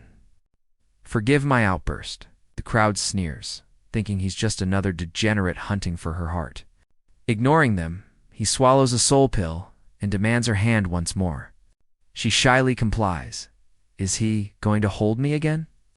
Her heart flutters with anticipation. Be gentle, Junior. Yuanshang grimaces. Stop dreaming and just listen to me, sister. Palm up. He drops a legendary Tear Soul Recovery Pill into her trembling hand. She gasps in shock. A soul recovery pill? Even the instructors are losing their minds. That's 10 months' salary. They drool. 𝐒𝐓𝐀𝐑 stares at him, completely speechless and stunned. Take it. Recover your combat power now. His voice is cold, sharp, and commanding. History has shifted. If he hadn't intervened, destiny would have found another path entirely. He'll do anything to secure that soul. Protecting her is his only mission in this life. She swallows it. A massive tidal wave of spiritual energy erupts within her soul. Her power skyrockets instantly. This isn't just medicine, it's a divine tier treasure beyond compare. The quality is unrivaled. Seeing the miracle, the other hungry hunters beg for a share. I'm all out. But I've prepared a star-gathering array for the entire group. He activates the seal. A massive system interface illuminates the dark, blood-stained battlefield. Energy absorption hits 500%. Everyone feels the overwhelming rush of pure mana. A rank 4 array? Impossible? Yuanshang ignores the praise, looking toward the burning arena. Hold this position. I'm heading to the martial grounds to finish this mess personally. He summons his mech and vanishes. 𝐒𝐓𝐀𝐑 pursues him like a silent, determined shadow. The instructors are left stunned. Meanwhile, at the Academy's core, total chaos reigns supreme. Monsters swarm the grounds, but his preset traps are holding the line against the tide. Instructor 𝐒𝐲's crimson mech is a whirlwind of steel, clashing against the beast horde. Blades carve through hide as 𝐒𝐲 leaps high for a devastating, energy-infused killing blow. Spread out, form up. Suddenly, lethal streaks of light rain down from the heavens. Artillery, disperse now. Explosions rip through the ranks, tossing mechs aside like broken toys. Thick smoke chokes the air. Scans for survivors, checking the mech's failing tactical systems. The monsters halt. They've realized the array weakens their close combat stats significantly. They switch to long-range fire. The beast's maws glow with terrifying, destructive mana charges. Brace yourselves. The next barrage is coming. Shields up. Don't let them break us. 𝐒𝐲 sees the impending doom. Scatter. These blasts will shred our armor layers instantly. Suddenly, a beam of pure light obliterates the boss monster perched on the high ridge. The creature is vaporized. The survivors stare in absolute awe at the sudden destruction. Who saved us? Amidst the carnage, a familiar, powerful shadow descends from the sky. Just in time, Yuanshang catches his halberd, his eyes locked onto the remaining prey. The monsters pivot to strike. He channels energy, preparing a legendary skill evolution. He weaves through attacks, appearing behind his target for a lethal strike, leaving the instructors absolutely speechless. Impossible, she gasps.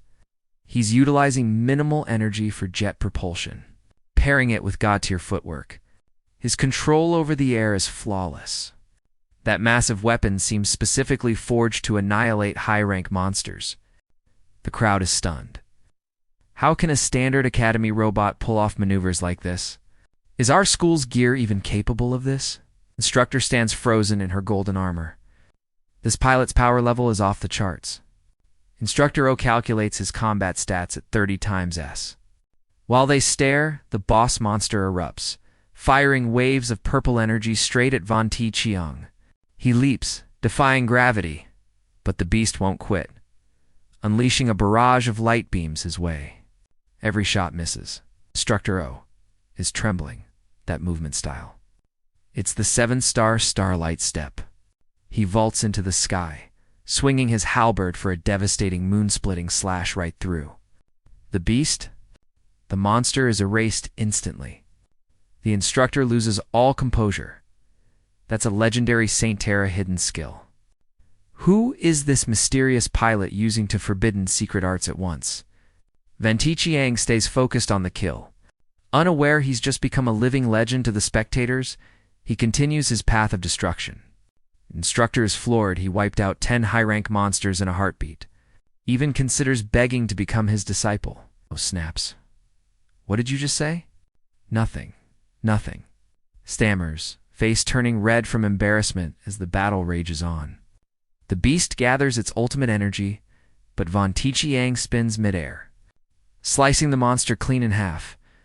Weapon on shoulder, he exhales. Quest complete. But then, a system window flashes before his eyes. Warning, soul power depleted. Forced detransformation initiated. 𝐒𝐔𝐋, mesmerized by his raw power. He soloed a dozen boss monsters in seconds. 50 elite hunters couldn't have matched that performance. Suddenly, another mech stumbles into the arena, the pilot gasping for breath and shouting, "Tong Van Tuong, why didn't you wait for me?" The crowd's jaws drop in unison. The legendary powerhouse is ... him. Instructor O draws her twin blades, pointing them at the dissolving mech. "State your identity," she commands. As the armor fades, Van Tuong lands lightly on his feet. "Wait, he's wearing our academy uniform?" The students erupt in disbelief. "He's one of us?" Is shook. This kid vanished for 3 days and returned with God-tier stats. Discipleship. Cancelled. O is left speechless. Van Tuong just flashes a cheeky grin. "Hey, Instructor O, I'm back." The stadium descends into chaos. Sighs in relief, he almost knelt down to his own student. VNTNG, explain yourself, demands. "Where have you been, and how did you get this strong?" "You're supposed to have defective meridians and a 3-minute limit. Talk." Van Tuong just shrugs innocently. "Time's up, I guess," he jokes. Internally, he notes his armor duration increased by 20%. His body is finally adapting to the regeneration pills and repaired meridians. The hidden stats are rising. But the instructor is sharp. You maintain that form for 5 minutes. "We need a real explanation." O steps forward, eyes narrowed. "Are you hiding your true rank? Or is this some cheat item?" He's definitely been concealing his power level this whole time. Adds before the realization hits her. "You've been a sleeper agent?" O ignores the noise. "Tong Van Tuong, who are you really? We appreciate the save, but this requires a full investigation." Suddenly, a mecha drops from the heavens. Van Tuong tenses up. The impact shakes the ground as the headmistress steps out of the armor. The instructors immediately salute, their interrogation forgotten. The headmistress walks straight toward Van Tuong. "On behalf of the academy, thank you," she says sternly, "but I need the truth about your awakening." Van Tuong hesitates. Should he reveal the existence of his Star Master system? Is she an ally? Before he can answer, she activates a high-tier mana array. A glowing blue barrier locks them in. All sound from the outside world vanishes. It's just the two of them now. The real trial begins. The principal's intent remains unclear. He suddenly activates a computer, triggering a high-level security array. A shimmering blue barrier isolates them. Yangshan is stunned all. Outside sound is instantly severed. Another soundproof barrier? The headmistress triggered the academy's elite dual layer. Mountain shielding formation. A soul barrier as thin as paper. Impressive. Van Tuong smirked. "Psst, my stats are strictly confidential." The headmistress deactivated her device. "Psst, listen, Tong Van Tuong, I don't have time for games. Your private info is irrelevant to the academy." She lunged forward, closing the distance instantly. Van Tuong recoiled. "But if this concerns the spirit general 𝐒𝐓𝐀𝐑, that changes everything." "Whoa, back up. You're way too close," he stammered. She ignored him, her eyes narrowing sharply. "My theory, you infiltrated us to hunt down 𝐒𝐓𝐾's legendary soul jade, am I right?" Van Tuong flushed, avoiding her gaze. He knew the jade was already bonded to his soul. "Quit the act," she demanded. "You've already become 𝐒𝐓𝐾's chosen vessel, haven't you? The Crimson Lubu in the West District. That was your mimicry skill in action, right?" Van Tuong froze. In his past life, he never knew 𝐒𝐓𝐾 held such hidden traits. Outside, the crowd watched in total silence. Not a single whisper escaped the isolation array. But a hacker had breached the system. What? Song is actually 𝐒𝐲 host. Away. The footage is proof enough, the headmistress explained. And there are witnesses to your transformation. 𝐒𝐲 can mimic any gear or skill. Legend says he can even mask a hunter's rank. Your impossible growth is the smoking gun. You are the one 𝐒𝐲 has chosen. She's dead wrong, but it's a perfect cover. He realized she mistook his system for 𝐒𝐲. How else could you jump 3 sub-ranks so fast? The instructors behind her were absolutely stunned. That trash student is a legendary successor. I completely misjudged his latent potential, one muttered. Van Tuong was shocked by her logic. He hadn't planned to reveal the Star-Lord system yet. After this beast tide, I'll investigate that hidden rift. For now, he'd play her game. You caught me, headmistress? Fine. I did obtain 𝐒𝐲's soul jade. He feigned a confession. A dark, cunning smile crossed her face. I knew it. You folded faster than I expected. Your family must have planned this, planting you in the academy to reclaim that ancient power. But the beast tide ruined your secrecy. You were forced to reveal your hand to save lives. Otherwise, you'd have graduated as a secret weapon to restore your clan's fallen prestige, right? 𝐒𝐲 was supposed to be your family's ultimate trump card for their grand comeback. Instructor Trin was moved to tears. He sacrificed his anonymity, just to save us. What a hero. Van Tuong wiped away sweat. Her headcanon is wild. But if it keeps my system secret. However, the headmistress turned stern. Prime-type spirit generals are strictly monitored by the state. Unauthorized possession is a felony. Every soul jade must be registered in the Star Heaven records. Keeping this a secret isn't just a violation, it's considered an act of high treason. Van Tuong scratched his head. Treason, isn't that an exaggeration? My grandfather is a patriot. Enough, she snapped. Forget the excuses. Tong Van Tuong, let's make a little deal instead. Her tone shifted, making him uneasy. A deal. What do you want from me, headmistress? She opened a tactical map. This beast tide was no accident. It was a deliberate provocation. 3 luring beacons were detected. Heaven tier masters are at the east gate. I'm heading south. Van Tuong smirked. So, what's my mission? She pointed north. I need you at the north gate. Save a high-profile target. Someone with a very dangerous identity, she added, her gaze icy. It's the second prince, 𝐒𝐲. Van Tuong's heart stopped. That warmonger? Not him again? In his previous life, 𝐒𝐲 was a battle-crazed tyrant who constantly pushed for military escalation. He died in this very attack. The official report claimed an assassin from Tian took him. That assassination sparked a civil war. Is it a setup by the Diluan kingdom all along? Rescue the prince, she ordered. Do this, and I'll grant you legal rights to 𝐒𝐲. 𝐿 saved the second prince? I'll grant you legal clearance through the academy and the Star Bureau. The soul of the villainous general. ... Will you accept?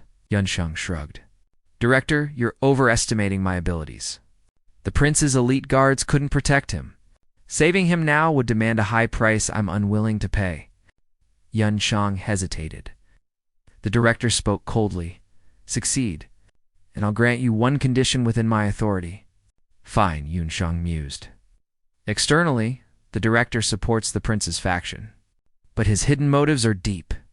He's sending me to hide his ties with the second prince. Agreed, director. I wonder if Atan is there. I'll crash the party first. He consumed a soul-restoring pill. Suddenly, a pillar of light swallowed the room. Before them stood the legendary Lu Bu on his warhorse. The students gasped as the peerless general manifested. My God, what is that? It's too cool. The instructors stood frozen, witnessing the incredible power of the awakening. The director noted Lu Bu's soul form, but something was off. Was 𝐒𝐲's illusion trait altering its appearance? Coordinates 351.9 mg. The director roared, pointing toward the heart of the chaos. the host of 𝐒𝐓𝐀𝐑's soul. "I must make him my son-in-law, no matter the cost," he whispered. Suddenly, Shangguan and 𝐏𝐔𝐋 lunged forward, clinging to Lu Bu. "Hey, crazy girl, get off. You're overloading the system." But she wouldn't budge. "Fine," Yanshang sighed. "Hold on tight if you want to live. We're moving." And 𝐏𝐶𝐋 blushed, nodding. They blasted off instantly. The director watched their silhouettes vanish into the horizon. Instructor Tringia looked worried. "Director, will that student be safe?" The director's expression remained cold and distant. "No time for her. Everyone, assemble." In 10 minutes, we hit the rift at South City's core. "Report to the city guard," they saluted. The director watched the sky. "Is Yuanshang really 𝐒𝐓𝐀's host? I hope my lies fooled them. Your secrets, Yuanshang? I will be the one to unearth them all." On the road, 𝐿 fired wildly, drawing every monster's aggro. The beasts roared, charging in a frenzied rage. Yuanshang slashed through them. "Stop pulling monsters, you maniac. We're on a high-stakes rescue mission here. Could you quit luring the entire dungeon to us?" 𝐿 finally snapped out of her battle-crazed trance. She apologized frantically. "Once I'm on the battlefield, the urge to kill becomes an uncontrollable, primal thirst." Yuanshang was speechless. Still, her bloodlust was a useful tool. "Once I replicate the Long Thursday soul, I'll deal with her then." He turned to her. "Senior Shangguan, I need a favor for the next phase." She agreed without a second thought. "Whatever you want, Yuanshang. I'm yours to command. Anything goes. Stay serious when we hit the boss. I'll distract them. You grab the items I need." "Got it?" "Understood." Meanwhile, at North City, the core rift tore the sky open above the desolate, ruined urban wasteland. Amidst the debris, the royal guards stood their ground. Prince Tianji Hai, 22, looked on in terror. "Commander Liu, hang on," the prince cried. The Earth-tier ranker was desperate as his strongest protector faded. Commander Liu, 46, a Heaven-tier warrior, coughed blood. "Forgive me, your highness. I was careless in battle." "Damn it," the prince raged. They'd intel on the Diluan spies, but it was a trap. He wanted to bait the enemy and force a declaration of war, but he walked right into their jaws. Now the city and its people were doomed. "If not for you, Commander, I'd be a corpse already." Liu spat out more blood. "Don't blame yourself. It is my duty to protect the crown until death. Stop talking. Save your strength." The prince turned to the girl nearby. "Xiaomai, where's the reinforcement?" Director Ko said they're on the way. Xiao, my 21, an Earth-tier mid-ranker, reported through the chaos. "Use the last pill," the prince ordered. "Give it to the commander. We can't lose him now." Xiaomai hesitated. "But Highness, that was for you." Even the commander protested. "Don't waste such a treasure. My wounds are too deep. Don't throw away the spring pill." The prince ignored them, his eyes determined. He forced the pill into the commander's mouth. What? Suddenly a guard screamed. "More monsters? They're coming again. Xiaomai, take command." She summoned her golden mecha instantly. Everyone formed the crescent array. Protect the prince. The 8 robots locked into formation. But then the ground began to tremble with a terrifying rhythm. A massive shadow emerged from the Dusta Heaven tier boss monster. The air turned cold with its killing intent. "Is it an enemy from both sides?" they gasped. No. But through the thick smoke, another presence appeared. A colossal figure loomed, the legendary General Lu Bu. He had arrived at the South City core rift. Chaos erupts. The Academy Director leads the defense corps. While robotic instructors guard the flanks, student mechs provide rear fire support, but the enemy numbers are overwhelming. Suddenly, the sky fractures. A dark rift opens, revealing jagged teeth as monstrous beasts crawl out from the abyss. All units aim. The director roars. Mechs level their weapons, unleashing a devastating storm of lead.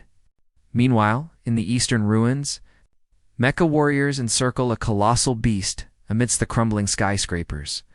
A lone old man stands against the monster. It bellows, its roar shattering the very ground. Unfazed, the elder pulls out a card. Old friend. Let's dance one last time. A pilot hesitates. Shouldn't we help him? He's standing there all alone? Stay back, his comrade warns. Elder 2 is a heaven tier master. Will shred it instantly. This is a Grand Master level clash. Meanwhile, in North City, a swarm of yellow tier gluttons descends. These beasts devour their own kind to evolve. The royal guard panics as the horde multiplies. We can't hold, they cry. Lady Mai, take the prince and escape while we buy time. Commander Liu coughs up blood, his mech mangled. His internal injuries are fatal, but his spirit burns. I'll ignite my soul core for 20 seconds. Suddenly, Prince 𝐒𝐓𝐀𝐑 spots a mysterious shadow approaching. That's no monster. ... the prince realizes. Is it a reinforcement or a new threat? Mai doubts it, but 𝐒𝐓𝐃 has already breached the North City battlefield like a hurricane. The beast senses a predator. Its tentacles fuse, molding into a razor-sharp biological weapon. It roars at 𝐒𝐓𝐃, releasing a crushing aura. The power gap between them is staggering. Is there something scarier than the monster? 𝐒𝐓𝐃 doesn't flinch, raising his legendary Fang Tian. With a thunderous boom, the massive halberd pins the beast down. It whimpers in pure terror. The ground shatters as Fang Tian lands. 𝐒𝐓𝐃 arrives, looking like a god on his warhorse. The guards cheer for their savior, but 𝐒𝐓𝐃 is baffled by 𝐒𝐓𝐃's unique unknown mech. A mech with a mount. Incredible. As the beast trembles, 𝐒𝐓𝐃 barks an order to Qin. Loot it now, Qin hesitates. Remember? Left flank, 50 centimeters in. Find the core. The beast tries to strike back, but the halberd's presence forces it to retreat in fear. A barrier flashes, blocking the monster. The prince gasps at an integrated magic array. His weapon has a built-in seal, 𝐒𝐓𝐃 wonders.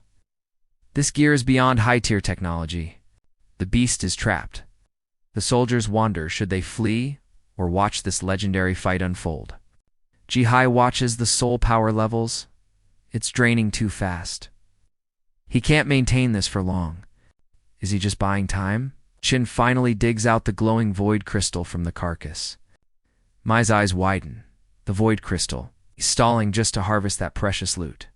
A crystal that rare is worth a fortune. The prince realizes the depth of 𝐒𝐓𝐃's greed. It's a space stone, 𝐒𝐓𝐃 explains. It's grown inside the bellies of 𝐏𝐷-class glutton monsters. It grants the power of spatial compression, allowing them to swallow objects 10 times their size. Mai nods. So it's the key material for high-grade storage charms? Inside that disgusting thing? Exactly, the prince says coldly.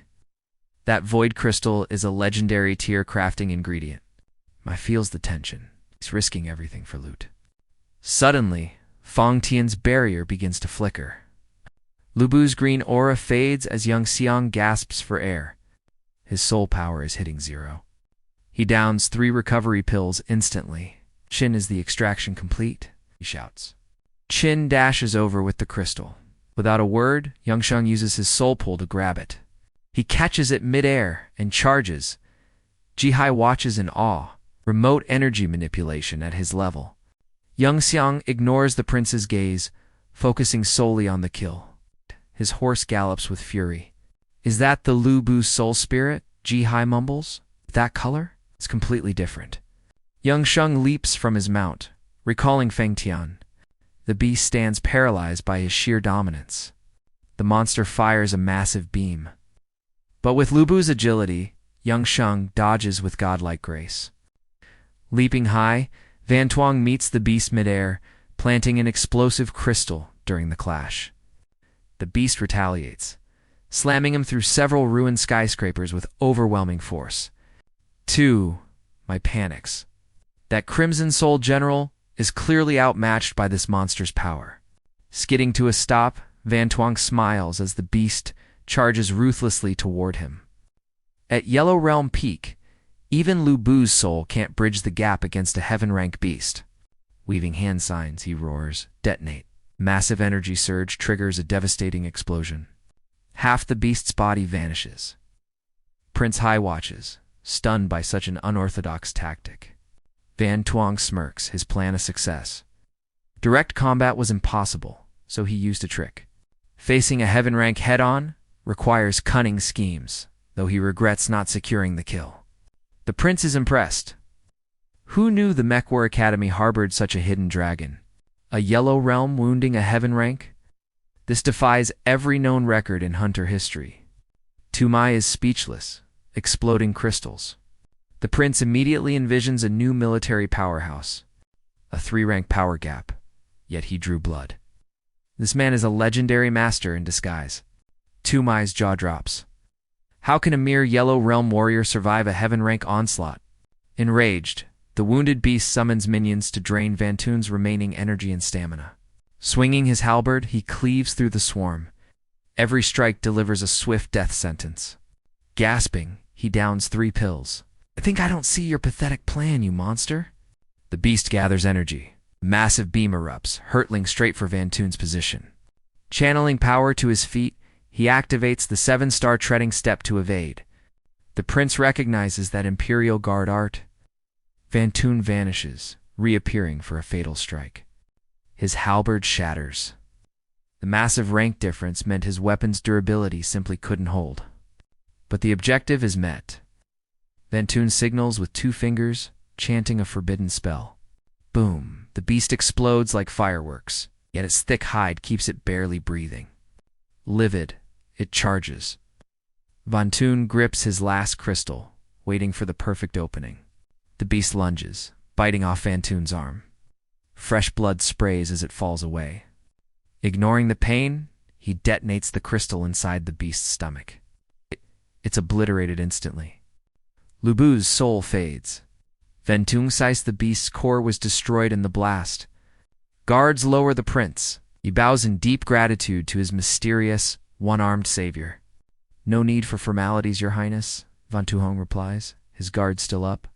I'm just following the director's orders. The prince introduces himself with a warm smile. The Song family of Juan, the prince wonders, could he be one of them? Intelligence reports mentioned him. Such power would be an invaluable asset to the throne. General Louis's coughing breaks the silence. The prince calls for a medic immediately. Medics are 3 marks away, 𝐒𝐓𝐀 reports. The prince knows that's too long. Fearing for the general, Van Tuong steps in. 𝐒𝐓𝐀 tries to block him. Stand down, 𝐒𝐓𝐀, the prince commands. Van Tuong checks the general's vitals.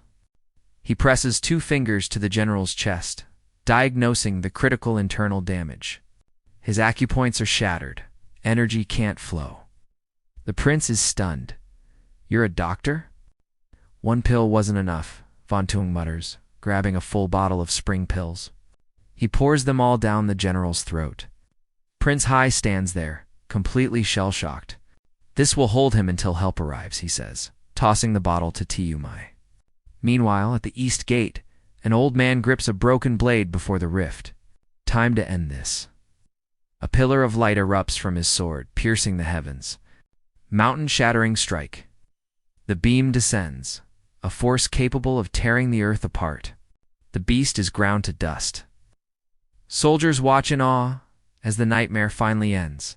Truly shocking. Killing a heaven-tier monster in 1 strike proves his half-saint power. They turn back, but the elder has vanished. Meanwhile, at a dark skyscraper, a team faces failure. Retreat and regroup with the others. The leader barks. Forget the gear. Survival is more important. Suddenly the elder blocks their path. Leaving, does my slipper agree? The captain recognizes the legendary monster slayer.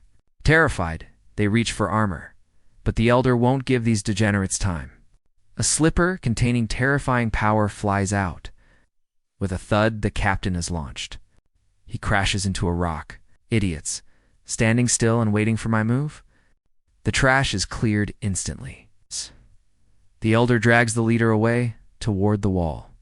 The final boss is handled. Come with me for a bit, kid, he chuckles. He leaps across buildings effortlessly. Meanwhile, in the South City war zone, the beast is riddled with wounds. As it collapses, the soldiers cheer wildly. Dean Huyen stands on a rooftop, wiping sweat and breathing a sigh of relief. Victory was a lucky gamble, even with thousands of mystery-tier soldiers deployed. The elder arrives with a prisoner, dropping him before a massive mech. The dean exits her armor suit and bows deeply to the old master. The defense force is compromised. Take this traitor, the elder commands sternly. Hidden eyes watch from afar. A sniper prepares a shot to eliminate them. The elder stares directly into the scope. The assassin pales, knowing he's spotted. Should I handle them? No need.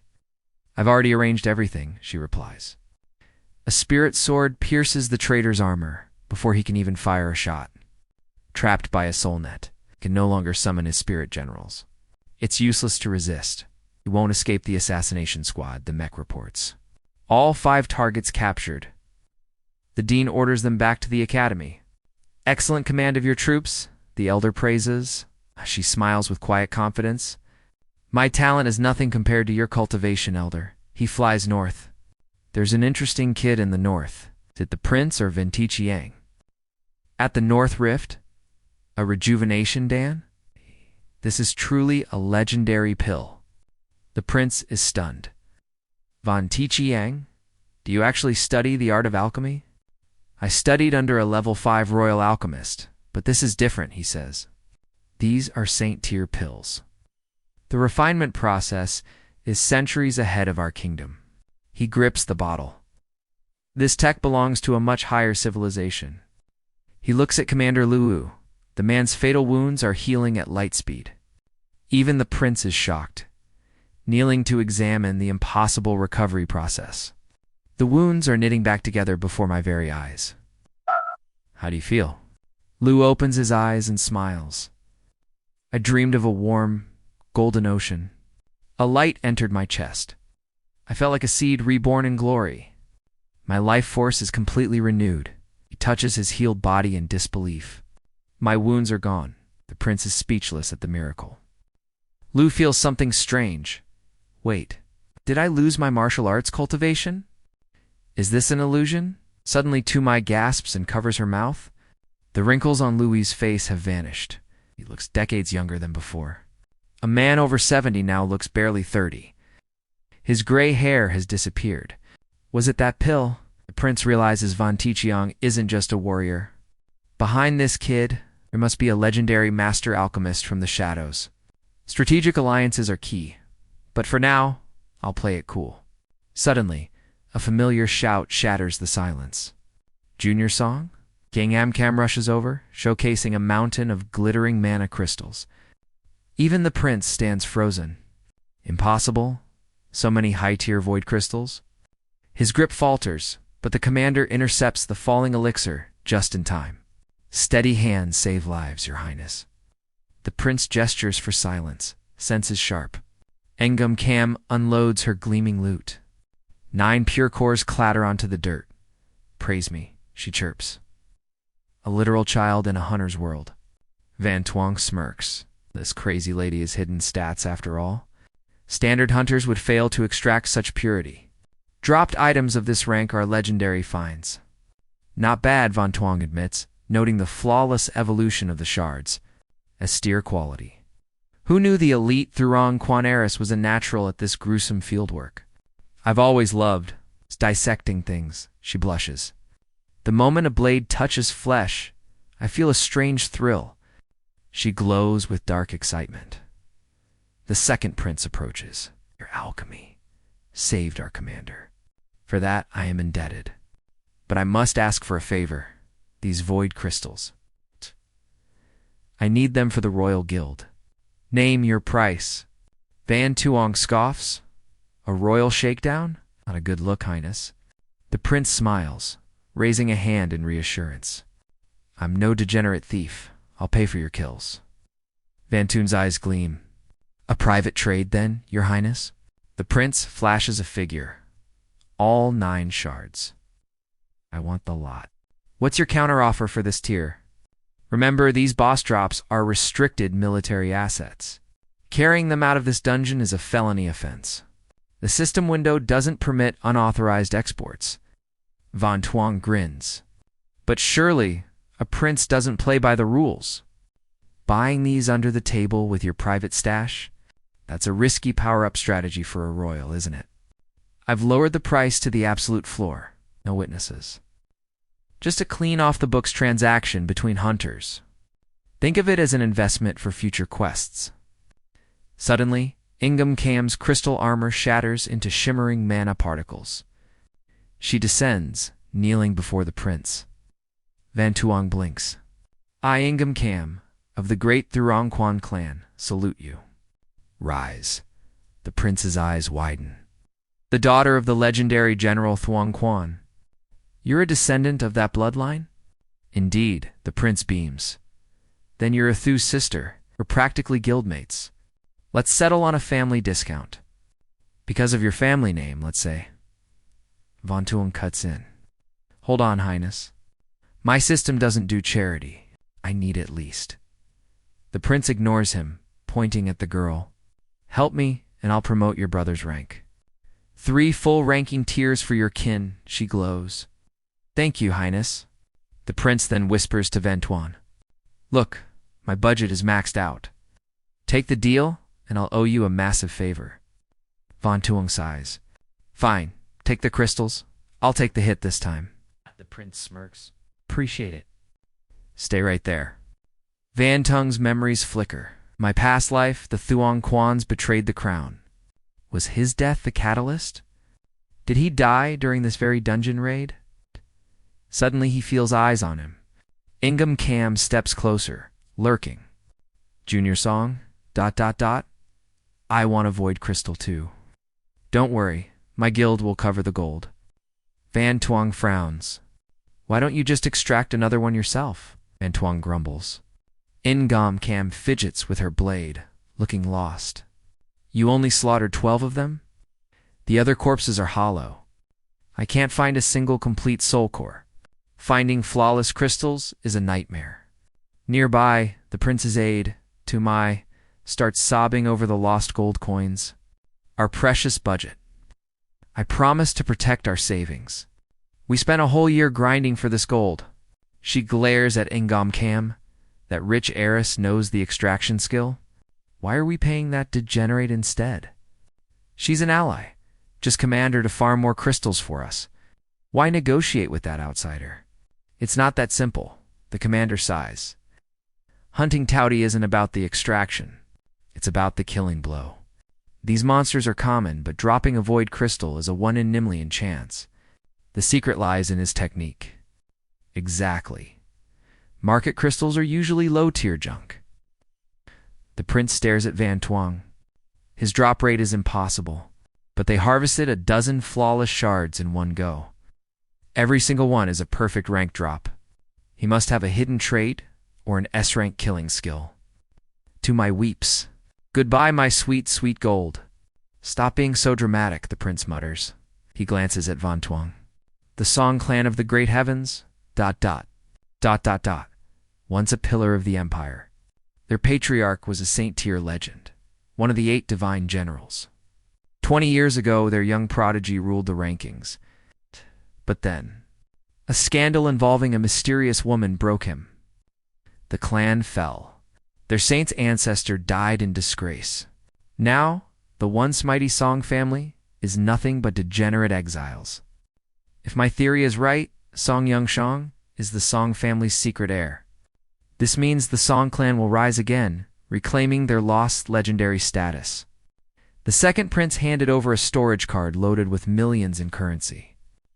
Seeing Yongshang's shock, the prince noted Yeshui's currency was currently skyrocketing. Yongshang knew why. Chandu was at war while Yeshui remained safely neutral. A smart investment. The prince's foresight was sharper than his public image suggested. But the prince looked exhausted. Too many enemies were watching this massive transaction. I trust your word, Yongxiang said. A prince's honor is worth more than gold. Understood. Soldiers prepare the transport units for the void crystals immediately. Yongxiang pulled a card. No need. I'll provide the spatial packaging service myself. Purple energy swirled around his hand, leaving the onlookers in absolute disbelief. Formation, activate. A massive spatial array suddenly materialized before their very eyes. Commander Liu gasped. A spatial formation? But void crystals are notoriously unstable. These items usually can't be stored. Yet 𝐒𝐓𝐃's skill evolution ignored reality. Such advanced manipulation was unheard of. The boy's hidden stats were insane. He handed the cards back. Carrying raw crystals just invites unnecessary monster raids. This spatial seal is one-time use. Passcode 6-6-6-6-6-6-6. Find a wide field. Incredible, the prince whispered. Brother Song, you are full of shocking surprises. Safe travels, Your Highness. We must return and report our quest completion. I owe you one, Song. The Heaven Realm family pays its debts. 𝐒𝐓𝐃 smiled. He knew he'd need that favor for the coming apocalypse. The prince watched him leave, marking 𝐒𝐓𝐃 as a must-have ally. Heading back, 𝐒𝐓𝐃's thoughts darkened. He could feel the countdown beginning. In his past life, this city was reduced to ash and rubble. He spent 20 days fleeing through the desert as his family perished. High-rank boss monsters had devoured everything. Only he escaped the slaughter. His master saved him then, but now he had 2 months to prepare. Sudden danger. 𝐒𝐓𝐃 lashed out, but his strike was blocked with ease. An old man emerged. Not bad, kid. No. Your senses are sharp for your level. The prince's guard flinched. The pressure felt like a peak Saint-tier hunter. Is he a semi-saint? Commander Liu trembled, sensing the overwhelming mana. A yellow-rank student detecting me. You've been hiding your true power, haven't you? 𝐒𝐓𝐃 realized the truth. The humble school janitor was a heaven-tier grandmaster. The revelation was staggering. This man was one of the world's strongest. The legendary guard of the flowing water gate. 𝐒𝐓𝐃 himself. The old man chuckled. It's just a simple guard for the academy, nothing more. Commander Liu bowed low. He knew the legend of the 3 southern swords. A prodigy who hit the heaven realm at 30, a literal war god. His mountain-shattering skill was the stuff of nightmares on every battlefield. He'd once obliterated 3 enemy battleships and thousands of mechs alone. He had vanished into seclusion to unlock the path to Saint-tier for everyone. A hero for those without natural talent, fighting against the system's limits. But 𝐒𝐓𝐃 felt a chill. Why wasn't this legend in the previous timeline? If this semi-saint was present, how did the prince die last time? Liu knelt. Commander Liu Zhenwu of the Capital Guard, it is an honor. Even the semi-saints bowed low. The elder just laughed, waving off their formalities with a hearty roar. 𝐒𝐓𝐃 realized this era lacked a system for mortals to shatter their Santrank shackles and evolve. If I forge a Santrank legion, he mused, I'll crush this entire timeline under my feet. This elder was the perfect lab rat for his experiment, the first soldier of his heaven-rank army. Suddenly, the old man sensed a chilling abnormality radiating from 𝐒𝐓𝐃's intense, predatory gaze. Kid, why are you eyeing me like a starving chef looking at a rare legendary ingredient? 𝐒𝐓𝐃 played it off, though he secretly admired the old man's razor-sharp intuition and observation skills. Dropping the banter, the elder asked if 𝐒𝐓𝐃 was the chosen successor of the legendary 𝐒𝐒. The room froze. Wait, he's 𝐒𝐒's host. Xiao Mai gasped, her mind reeling in pure disbelief. The prince pondered. I thought that Crimson Spirit Soul was the god of war, Lu Bu. It makes sense now, he muttered. 𝐒𝐒 is known for his god-tier shapeshifting and illusions. Legends in the 16 cities of Guangzhou speak of 𝐒𝐒 mimicking any warrior spirit perfectly. That Lu Bu appearance was likely just a smokescreen. 𝐒𝐓𝐃 decided to let 𝐒𝐒 take the heat. With a sly grin, 𝐒𝐓𝐃 confessed his identity, requesting they keep his legendary secret under wraps. The prince's doubts vanished, replaced by profound gratitude for 𝐒𝐓𝐃 risking his secret. Identity to save them. Don't mention it, 𝐒𝐓𝐃 shrugged. But the elder was still fixated on how the core was destroyed. He was stunned. How could 𝐒𝐓𝐃 jump 3 cultivation ranks to slay a mutated boss monster? Xiao Mai blurted out. He used a crystal shard. But the prince signaled her to stay silent. She quickly covered her mouth. 𝐒𝐓𝐃 waved it off. Deciding to reveal his high-level tactical secrets, he detailed the kill, explaining how he turned a standard crystal into a devastating spatial explosive. The elder's eyes widened. Crystals were for storage charms, not meant to be used as tactical nukes. Even the General's Guild had never heard of refining a crystal for such a violent energy output. Yang Sheng explained that while it wasn't easy, he used a unique soul-forging technique to trigger the blast. They leaned in as he revealed his secret, etching complex arrays onto the crystal's core. By using reverse alchemy to overload the energy flow, he forced a localized spatial collapse and explosion. Incredible, the prince whispered. Such technical mastery was impossible for any normal hunter to replicate. Suddenly, 𝐒𝐔𝐋's senses flared. He felt a presence closing in before the elder even noticed. The elder was floored. This kid's perception stat was higher than his own. Guards immediately formed a perimeter. Shadows flickered on the rooftops. Mechs emerged. Cha. Our stealth tech still needs field testing, a voice hissed. Eliminate the target. Second, Prince Tianzahai. The command echoed as they prepped their heavy artillery. Scanning the area, Yang Sheng counted 24 enemies, including one high-tier heaven-rank powerhouse lurking nearby. Why send such an elite force for one man? The prince realized this was a royal purge. There's a hidden master in the shadows. 𝐒𝐔𝐋 shouted, his voice cutting through the rising tension. The elder was shaken again. He hadn't even detected the assassin's killing intent yet. Seeing their cover blown, the enemy opened fire, locked onto the prince with lethal precision. Deploy the shields. Protect his highness. The captain roared as the air hummed with energy. The mechs closed ranks, but Yang Sheng was already 3 steps ahead of the incoming barrage. He slammed 2 cards down, instantly manifesting massive, dual-layered defensive arrays around the group. A 3rd card flew skyward, sealing the dome. The elder gasped 3 level 5 arrays in seconds. Guard the prince and watch that shadow master, 𝐒𝐔𝐋 commanded, tossing a rare potion to the elder. The elder stood frozen, clutching the high-grade elixir as the world outside erupted in chaos. Fire! The enemy leader screamed. A storm of energy beams slammed into 𝐒𝐔𝐋's shimmering barriers. Xiao Mai trembled, but the prince stood amazed. The arrays weren't just holding, they were absorbing energy. 𝐒𝐔𝐋 vaulted onto Xiao Mai's mech, using it as a launch pad to dive into the fray. Hey, watch the paint job, she yelled. 𝐒𝐔𝐋 ignored her, eyes locked on the hidden threat. I'll handle these weaklings. Leave their leader to me, General Liu declared. The prince agreed, trusting his defense. Liu charged like a lightning bolt. He vaulted off the mecha. Hey, I'm not a stepping stone, Xiao Mai yelled. Mid-air, Liu summoned his spirit soul.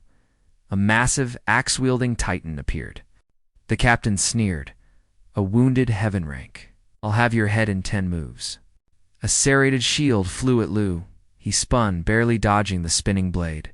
Behind you, Xiao Mai screamed. Liu's axe slammed back, parrying the metal.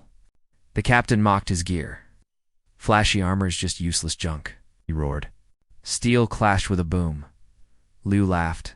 Your red shell is what's flashy. Assassins waited for a gap, but another shadow was already moving. The main character Song Yongshang appeared. 1 strike. 1 heart pierced. Dead. The squad panicked. Yongshang blurred, weaving through a hail of bullets. Before they could draw blades, they were gutted. His speed was good tier. He soared high and plummeted. Soldier blocked, but was cleaved in 2. Rank suppression was absolute. Yang Sheng downed pills and wiped them out. The captain froze. Is that ... a legendary warrior reborn? This was impossible. Liu saw the opening. His Kirin tail swipe sent the captain flying back. Armor shattered. The captain cursed as 𝐒𝐔𝐋 finished the rest with precision. He wasn't just killing, he was capturing targets, controlling the entire battlefield. Kill him, they screamed. 𝐒𝐔𝐋 used a body for cover and leaped clear. The prince was stunned. Such efficiency. Piercing armor with minimal force. Like a shark in blood, 𝐒𝐒𝐋 moved.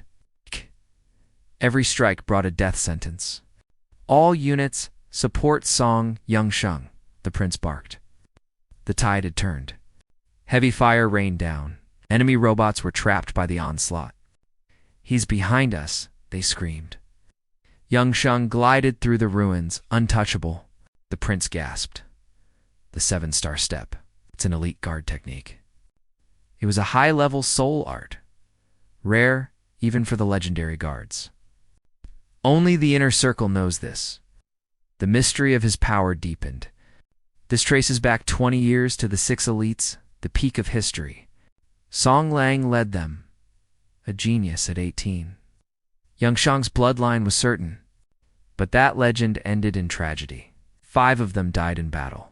16 years ago, the Empire's loss.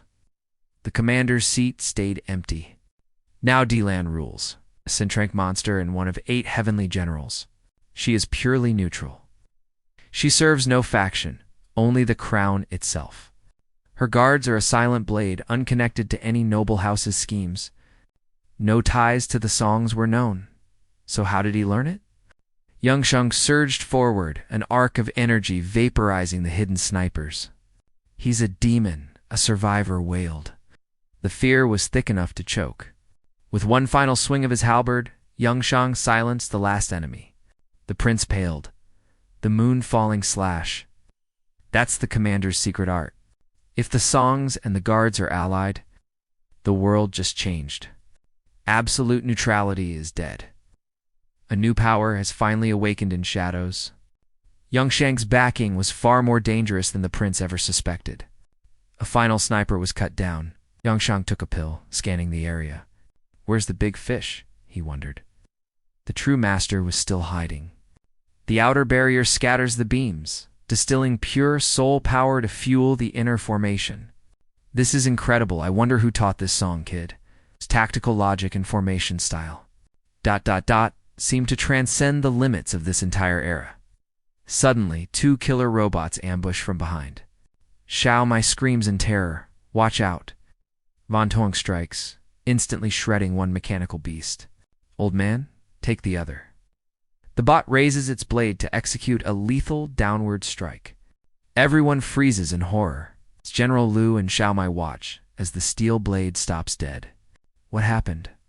The elder caught the razor-sharp blade with his bare hands. His eyes turn cold. How pathetic, he sneers. Attacking an unarmed senior? You truly have no sense of honor. The enemy realizes the terrifying truth, a half-saint. Elder 2 stomps, crushing the armor into scrap. With one clean swipe, he severs the robot's arm, completely neutralizing its combat capability. He channels energy into his palm, striking the core. The massive mech collapses under his feet. The crowd is speechless. Such overwhelming half-saint power. Van Tuong watches the scene from afar. He knows the elder is baiting, showing off to lure out the master hiding nearby. Meanwhile, General Liu clashes with the enemy captain again. Neither warrior is willing to back down. Liu unleashes a hidden technique, blasting the captain back like a devastating, high-speed cannonball. The captain is baffled. He was dying moments ago. How did he gain such insane power? Information was wrong. Now, they face a Lu Buter warrior and a deadly half-saint master. He kneels in desperation. The enemy is too strong. Great One, please, save us from death. High atop the skyscraper, she finally reveals herself. Useless trash. Have to clean this mess. It's Manhwa, the Inquisitor from the Demon Sect. Everyone instantly shifts into a combat stance. Xiao Mai's face turns pale. The Demon Sect, I never expected them to be involved in this. Elder frowns. A demonic enchantress. This is a sign of a truly great calamity. Van Tuong breaks a sweat. The Demon Sect is a superpower controlling Diluan's military shadows. From his past life, he remembers. The continent's peak power lies with 2 god-tier ancestors. They have lived for 400 years, ever since the East Emperor vanished into thin air. The Diluan king turned the prince into a puppet, ruling from the dark as regent. Meanwhile, the princess built her own empire, declaring herself empress of the 𝐒𝐿𝐴 kingdom. Eventually, the prince rebelled, crushing the king and establishing the 𝐿 kingdom at last. But before the king died, a god-tier master saved him, forming the northern 𝐿 state. The once unified empire split into three. 𝐿 has no god-tier masters to lead them. They only survive because their saint-tier hunters outnumber the other two nations combined. It's a stalemate.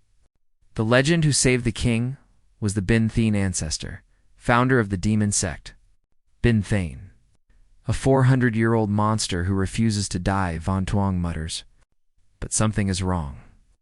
The demon sect usually avoids expansion. They are the stabilizing faction.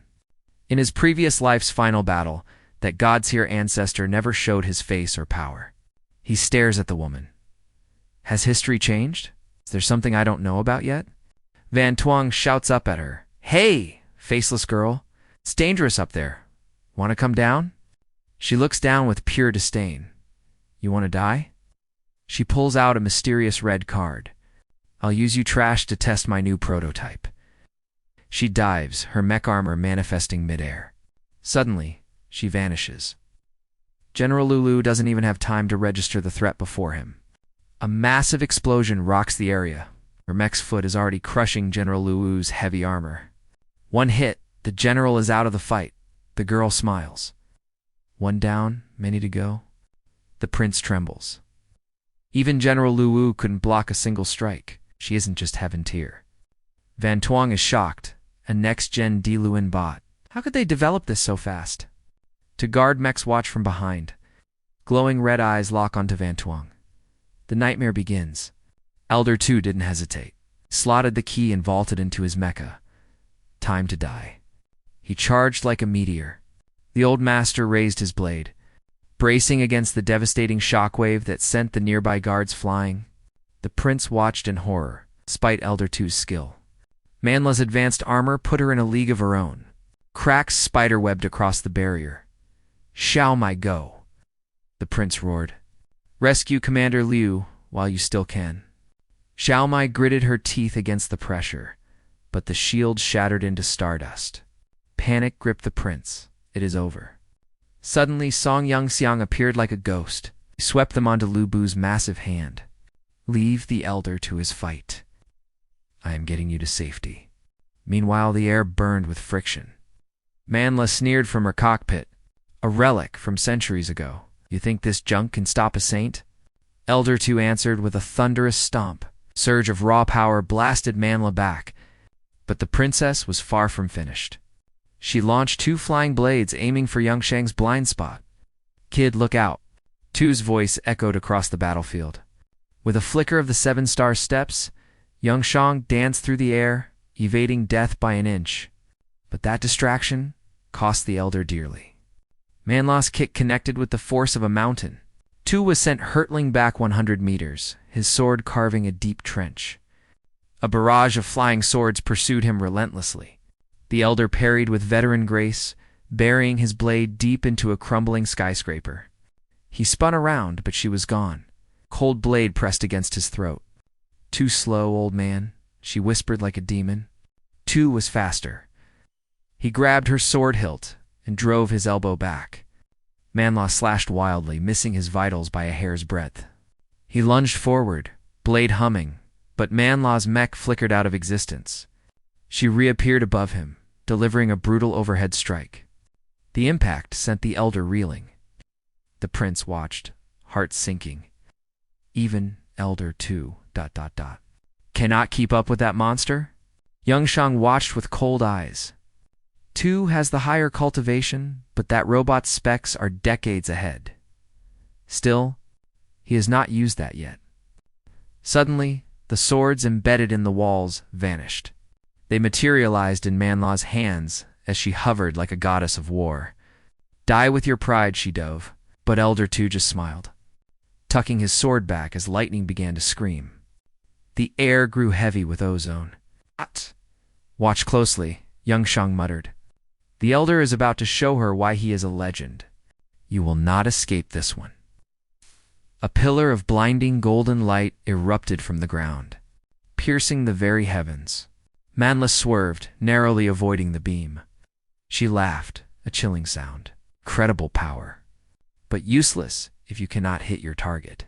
The spectators gasped in despair. He missed, 𝐒𝐓𝐀𝐑 cried out. The semi-saint made such a rookie mistake? The prince turned pale, but he refused to believe his master had failed. Wait. Look at his eyes. 𝐒𝐓𝐀𝐑 smirked. Do not underestimate a master. The real show is just beginning. 𝐿𝐷𝐿 mech glowed with a divine radiance. I save this for a true saint. He whispered, Behold, the skyfall technique. The sword shattered into a million particles. Above, the sky ignited. Golden rain began to fall, homing beams of pure destruction. Manhwa sensors screamed. There was nowhere to hide. The massive pillar of light curved midair, locking onto her soul. The beam tore through her armor and leveled the surrounding district. This was the legendary divine fire decree. Silence fell over the ruins. The Imperial pilots watched with wide eyes. Such power. Is this the limit of a semi-saint? But as the smoke cleared, a dark silhouette remained standing. A battered, charred machine rose from the ashes. No way, the prince stammered. After a hit like that, how is she still alive? 𝐒𝐓𝐀𝐑 grit his teeth. The devastation was absolute, yet the enemy remained. Her armor specs, they are even higher than I feared. This was the deal on Generation 2. I need that tech, 𝐒𝐓𝐀𝐑 thought. Whatever it takes. Manhwa coughed, her cockpit sparking. Impressive, old man. To push this frame to its limit with that piece of scrap metal? Her hand glowed with an ominous purple light. I did not want to use this, but you have left me no choice. Her laughter turned manic. Activate, Heavenly demon dissolution. The mech warped and groaned, transforming into a terrifying demonic entity. The prince fell to his knees. The pressure was suffocating. This energy, it has surpassed the saint realm. Wrapped in a crimson aura of pure malice, Manhwa's voice distorted. In this form, my power is beyond your comprehension. A pseudo-saint, 𝐒𝐓𝐀𝐑 whispered. The demon sex forbidden technique is truly a nightmare. 𝐿𝐷𝐿 gasped for air, his energy spent. In a flash, Manhwa vanished. Before he could blink, a heavy blow struck his chest. She was a blur of violence. One kick, two, sending the elder crashing through the rubble. Her speed was godlike. Two was trapped in a whirlwind of strikes. He could not even track her movements. Is this, the end? I have to counter, to thought desperately. At this rate, she will tear me apart. Just as she went for the killing blow, the elder's hand shot out. He grabbed her ankle. Fast or not, I've got you now. Even dodging was futile. Manhwa's blade plunged deep into 𝐿𝐷𝐿's mech chest. The old hunter groaned in agony. Silencing him, she gripped the mech's helm and severed it with one cold strike. The metal titan collapsed. Channeling energy into her kick, she sent him crashing down. The impact shattered the earth into a crater.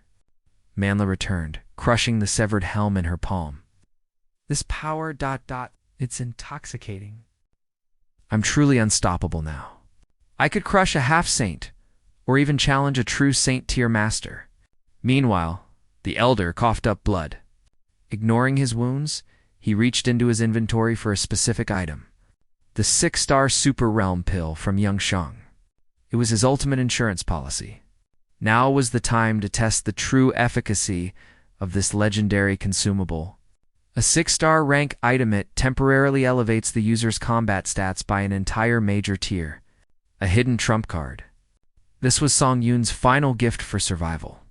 𝐿𝐷𝐿 stared at the pill, his hands trembling with realization. He'd only seen a 6-star artifact once, 20 years ago. To think that kid possessed such a legendary treasure? He swallowed it without hesitation. I owe you one, brat. Suddenly, a radiant golden aura exploded from his body. His consciousness drifted into his inner world, a realm of deep desires. Beneath his feet lay a vast, silent lake. Staring at his reflection, the elder gasped.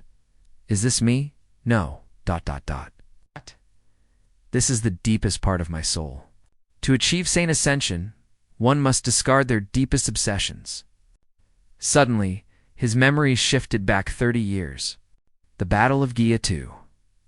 Back then, he was only a mid-tier heaven rank hunter. He had been utterly defeated.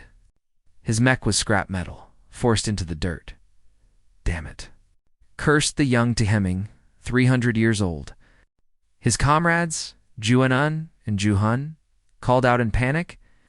"Brother Hemming, are you all right?" "Get back," Hemming roared. "Why are you here?" He couldn't let them die in this dungeon of a city. Juanan stood firm. "We swore an oath to live and die together. We won't leave your side, brother." Hemming gave a bitter, helpless laugh. Just then, a shadow loomed over the massive city walls.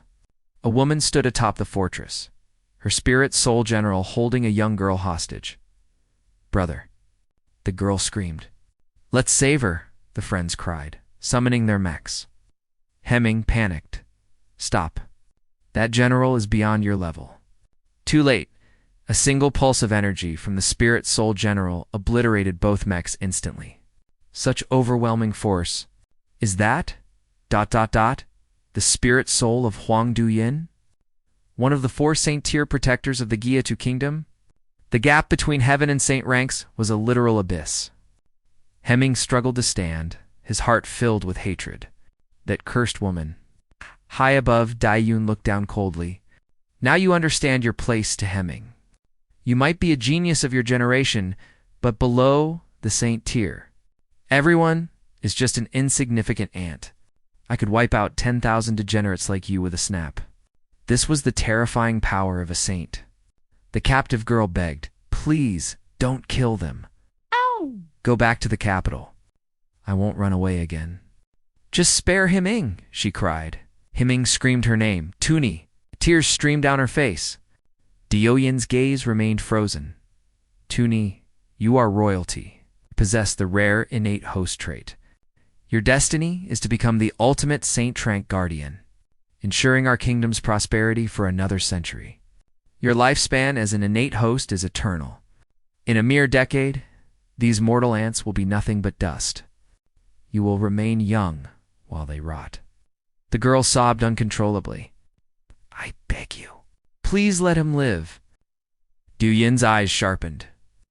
"Hemming, you dared to seduce a princess. For that, death is the only sentence. However, killing you might leave a permanent trauma on her heart. But these other 2 ants, they die now." Hemming's blood boiled. "Wait," Duyin smirked. "Let's make a deal. If you leave right now, return to your kingdom and swear to never set foot here again. Only then will I spare your miserable lives." Hemming drew his blade. The girl's eyes widened. "What are you doing?" With a swift motion, he cut his hair. "I, to Hemming, swear this, whether it takes 30 or 50 years. I will find the path to saint ascension. Until I break through, I won't step into this land. But when I return as a saint, I'm coming for you. I'll teach you the meaning of humility. Tuni, wait for me. I'll shatter these 100-foot walls for you. I'll free you from this royal cage." The girl looked on, hopeful. The memory finally faded away. The elder's eyes snapped open. A violent surge of mana erupted from him, creating a brand new magnetic field.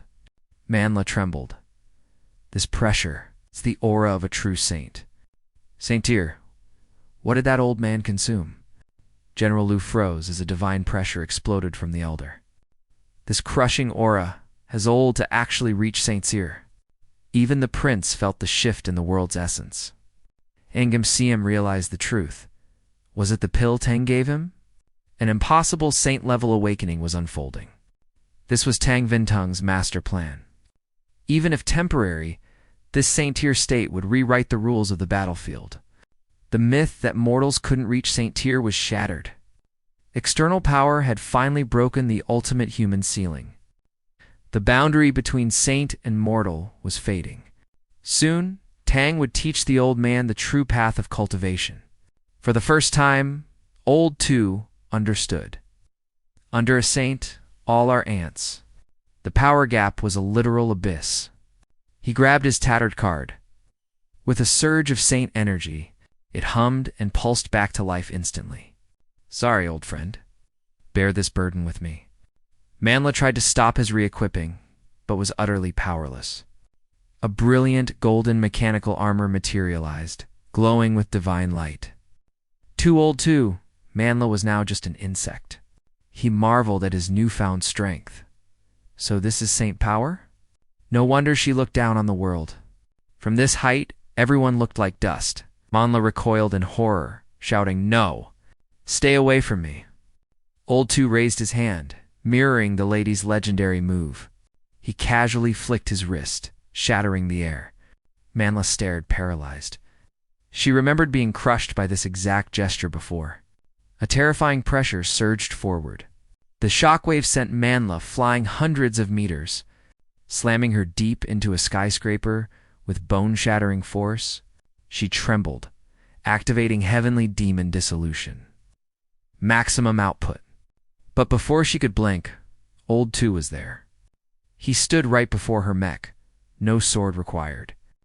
Manhwa realized she was completely outmatched in this state.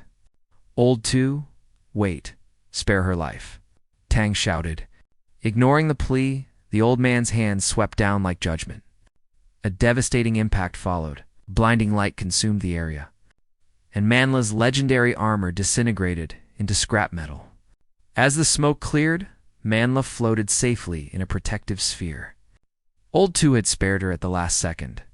He lowered her gently, but his vision blurred. His soul power was dry, and his golden armor began to fade. He hit the ground, gasping. One strike had drained his entire existence. The golden light vanished into the dirt. Manhwa lay unconscious. On the horizon, the enemy commander realized their Saint-tier asset had been neutralized. Mission failed. All units, retreat and hide. The order echoed as they attempted to flee the ruins. He tried to slip away, but was instantly surrounded. The academy director had arrived, leading a massive reinforcement fleet. Under the command of the Imperial City Guard, the enemy's encirclement was shattered.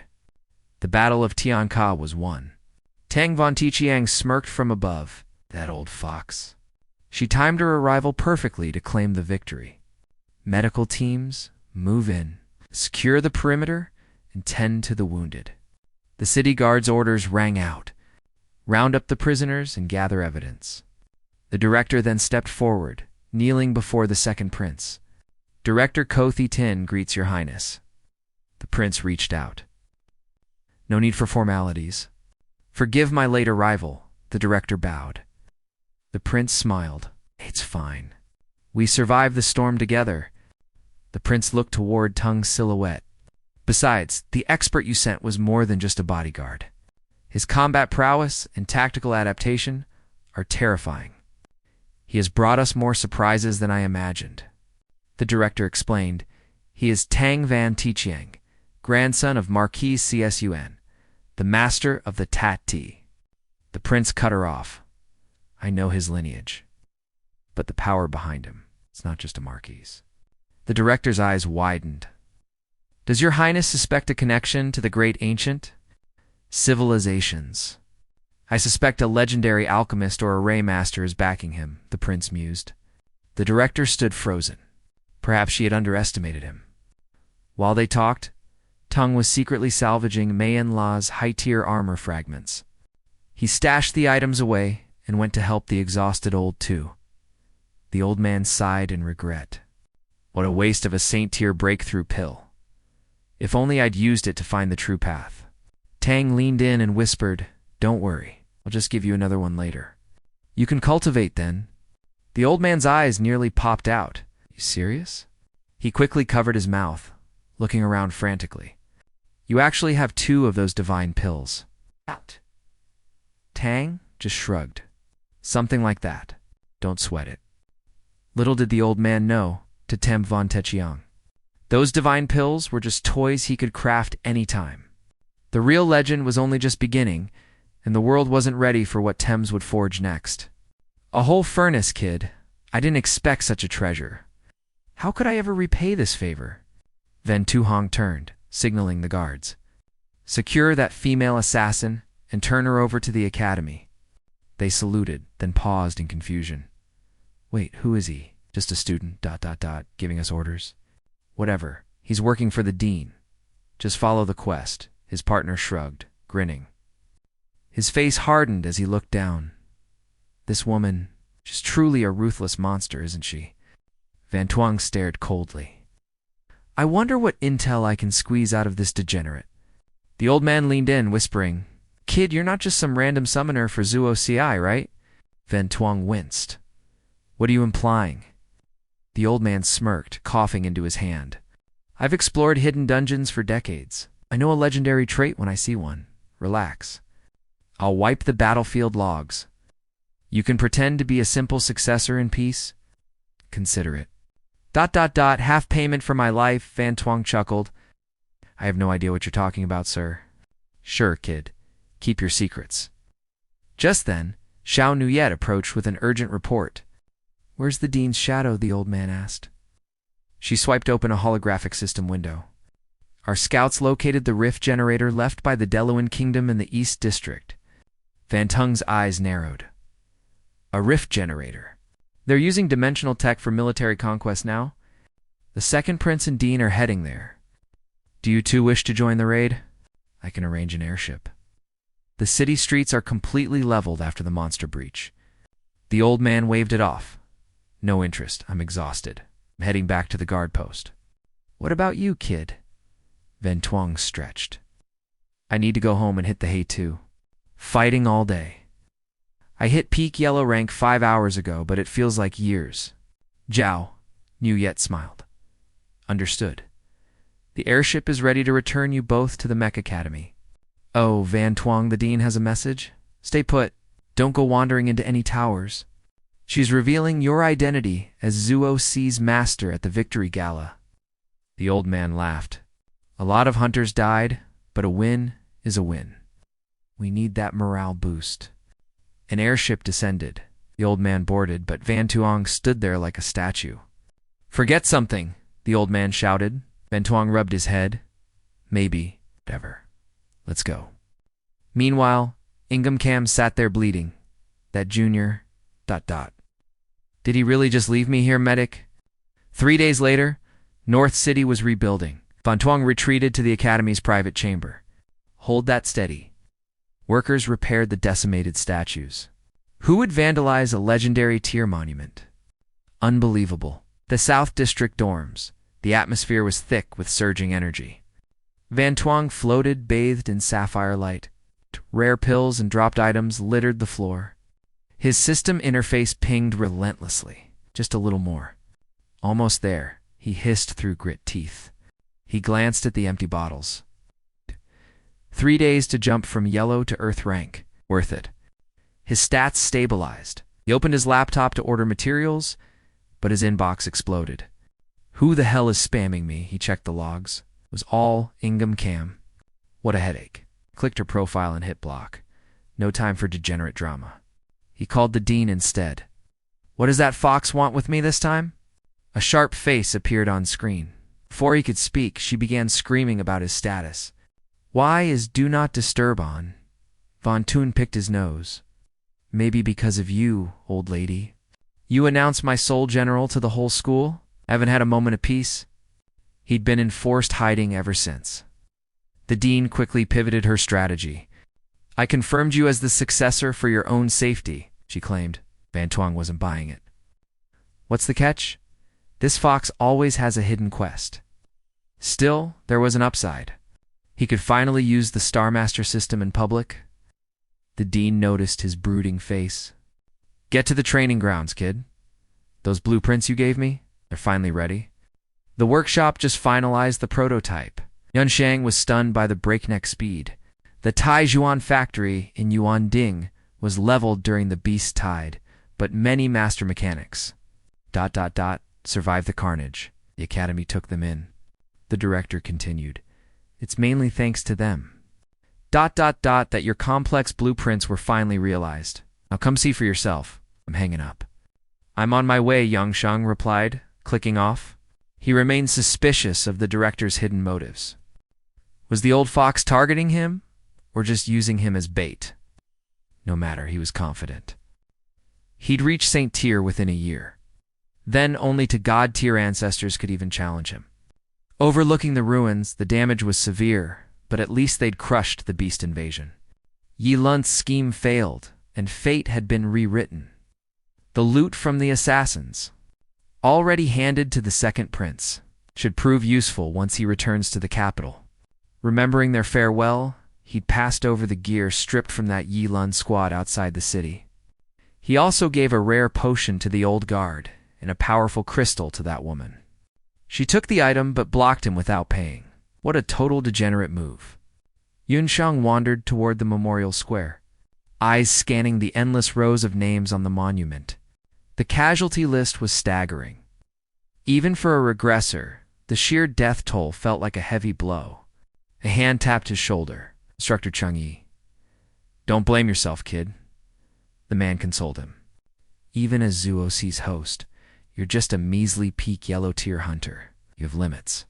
Suddenly, the air grew heavy. Cheng Yi jumped back, eyes wide with shock. Wait, ... what's this? I can't read your power level. Did you already break through to the mid-mystic tier rank? For a low mystic instructor, this was a slap in the face. Did you cultivate this fast? 10 days? You did what took me 5 years. Yunsheng shrugged. Just hard work and ... pills. A mix of relentless training, iron will, and some high-grade cultivation arrays. He lied smoothly. Liar, Cheng Yi roared. That's such a lazy excuse. Wait, ... I see what's happening now. You've been hiding your true stats all along. You were a mid-mystic hunter from the start. Yunsheng sighed. Whatever makes you happy, sir. Anyway, I'm headed to the workshop to see the director. Come in, your favorite secretary might be there. Cheng Yi scoffed. No way. Women only slow my training. I'm off to grind, see ya. At the Academy's testing grounds, the atmosphere was buzzing with energy. The director greeted him immediately, presenting 3 finished prototypes built from his complex designs. Only 3, Yunsheng frowned. The director sighed, pointing to technical hurdles with the other models. 2 are still bugged. Anyway, meet Master Nanguo from the Taijuan Heavy Industrial Guild. He's handling the next batch. As the director introduced the young hunter, Nanguo froze in shock. Suddenly, the old master dropped to his knees. The director gasped, confused by this humble display. Why would a grandmaster kneel before a student? Even Yunsheng was flustered, urging him to stand. Mr. Yun, please accept my gratitude. You saved my entire crew during that monster outbreak. It turns out Yunsheng had intercepted a horde attacking the factory workers while returning to school. He'd cleared the dungeon tier beasts, ensuring their survival even as their facility crumbled into dust. Now, Nanguo was paying the debt. His submission left Yunsheng feeling more than a bit awkward. I have one request, the master mechanic said. Wait. Yunsheng nodded, signaling for him to proceed. Those blueprints? Did you design them yourself? Yunsheng admitted it was his own breakthrough system. Nangu's eyes ignited, began bowing repeatedly, his voice trembling with newfound respect and awe. Please, take me as your disciple. The director and Zhao Yu watched, completely shell-shocked by the request. Master, you're joking, the director cried. He's just a freshman student and you're a rank 4 mechanic. Nanguo snapped back. You don't understand the craft. His work eclipses a rank 6 master. I am not worthy to teach him. Sir, I must take you to the capital immediately. Represent our guild at the Grand Design Assembly. Your evolution of gear will change the world. 3 months to go. Tong Yangxiang recalls his past life's failure. He hesitates, but Master begs to be his lowly apprentice. Yongxiang reluctantly agrees. The director suggests an immediate field test. Field testing begins. Insists on his new apprentice status. I've learned so much from you, admits Yongxiang's genius. His persistence wins out. Yongxiang sighs, accepting the elder's plea. Enough talk. Let's verify these prototypes' combat capabilities first. 𝐏𝐔𝐋 summons the first mecha using a high-tier skill card. A heavy cannon appears. 𝐏𝐔𝐋 smiles, ready to unleash destruction. Energy charges, then blasts. Massive explosion rocks the grounds. Smoke clears, revealing a giant crater. The observers stand frozen. Damage is optimal. Next, the honeycomb missile system activation. Missiles lock on, embedding themselves deep into the simulated targets. Delayed grenades? The director gasps at the terrifying tactical design. A snap of fingers boom. Targets vanish in a firestorm. This tech will be a nightmare for any boss monster. High soul power cost, but the interface is easy to master. Second, prototype test. 𝐿 swaps gear with a system command. The mecha vanishes, replaced by 8 shadow flying swords. A bit small, 𝐿 muses, linking his soul tier mana. The swords shred through targets with lethal, high-speed precision. In elite hands, these could wipe out entire enemy squads. It requires insane soul control and knowledge of mechanical weaknesses. 1 strike, 1 kill. A perfect tool for a hunter. Prototype 3 is next. Ow! Its appearance is deceptively simple. The director is skeptical, but sees a tactical revolution. Is overwhelmed. 𝐿𝐔𝐋 demands live simulation targets for testing. Activate the defense array. Spawn low-level mobs for real combat. Fast and agile beasts only, 𝐿𝐔𝐋 commands, his gaze sharpening. The system whirs. Added 2 monsters materialize, ready to strike. Don't be careless, the director warns as the threat level spikes. The pack charges. 𝐿𝐔𝐋's shield deploys time for close-quarters combat. Intense fire erupts. The virtual soldiers are erased in seconds. A defense counter masterpiece. The director finally sees the vision. Frontline domination, 𝐿𝐔𝐋 mutters, analyzing the robot's hidden stats. Individual mobility is low. They must form a tactical legion. A call from Manager Hong. Air routes have officially reopened. Buy the entire Tyrese elixir stock immediately, 𝐿𝐔𝐋 orders. Another 100 million, Hong screams. You've spent 300 already. The southern market is dry. 𝐿𝐔𝐋 just smirks, unbothered. Bonus 50 million if you're fast. 𝐿𝐔𝐋's ambition is limitless. Glows with pride. Now you see why he's my master. The director calculates. This tech could end the Northern War. A turning point is near. The fate of humanity is shifting. Test complete. 𝐿𝐔𝐋 hands over the prototypes, planning his revenge. He handpicked elite instructors and prodigies, training them to master the devastating combat capabilities of the latest mecha units. This left the dean speechless. She couldn't fathom his endgame until Song 𝐿𝐔𝐋's next words sparked a revelation. He demanded she honor her oath. In 1 month, led an elite legion to reinforce the southern frontier defense line. The dean froze. The southern frontier, the critical joint defense zone for Tiandu and the Hisui Kingdom? Did he possess classified intel? Song cut her off, stating he'd only provide details once the report was confirmed. As he departed, Namquatch bowed in deep respect. The dean trembled, wondering what storm Song was truly brewing. Soon, Song arrived at Yuanding Airport. Amidst the bustling terminal, a sharp commotion caught his attention from above. A man was desperately pleading with the staff. Song glanced over, and his heart stopped. He recognized a young girl. From my past life, it's you. Fate had granted him a reunion he never expected in this timeline. Memories flooded back to the refugee exodus from Yuanding, trekking south into the treacherous Death Desert. They naively thought the barren sands lacked civilization, meaning no monsters. Exhausted, Song had collapsed during the trek. Hey, are you a spirit master? Little girl hopped beside him, offering her only piece of bread. She innocently believed that if Song ate his fill, he'd find the strength to protect them all. He was stunned. He feigned lack of hunger, telling her to keep it for her family. He knew food was life in that hellscape, but his stomach betrayed him with a loud growl. Her stomach growled back, and they shared a bittersweet, awkward laugh. She split the bread, asking if he was a Mecha Academy student. Song listened in silence as his heart grew heavy. Her sister wore the same uniform but stayed behind to stall the monsters, buying them a chance to escape. Tears welled as she remembered her sister, but she stood firm. Her father was a master at the Taiyuan workshop. She vowed to follow his path, crafting legendary mecha to eradicate every monster in existence. Her grand speech was interrupted by another stomach growl. Song smiled weakly. Actually, I hate radish cakes. Help me? She refused, insisting he eat to maintain his combat power. You're our spirit master. You need strength to fight. She watched him like a hawk until every crumb was gone. Reluctantly, he finished the meal under her gaze. She beamed, patting his back. Good boy. Since you ate my bread, you're officially my knight from now on. Song chuckled at her spirit. After eating, they sat together, dreaming of a future beyond the apocalypse. When I become a great engineer, will you be my exclusive test pilot? She asked with hopeful eyes. Song hesitated, overwhelmed by the weight of her innocent request. Fearing a rejection, she reached out her hand. She demanded a pinky swear.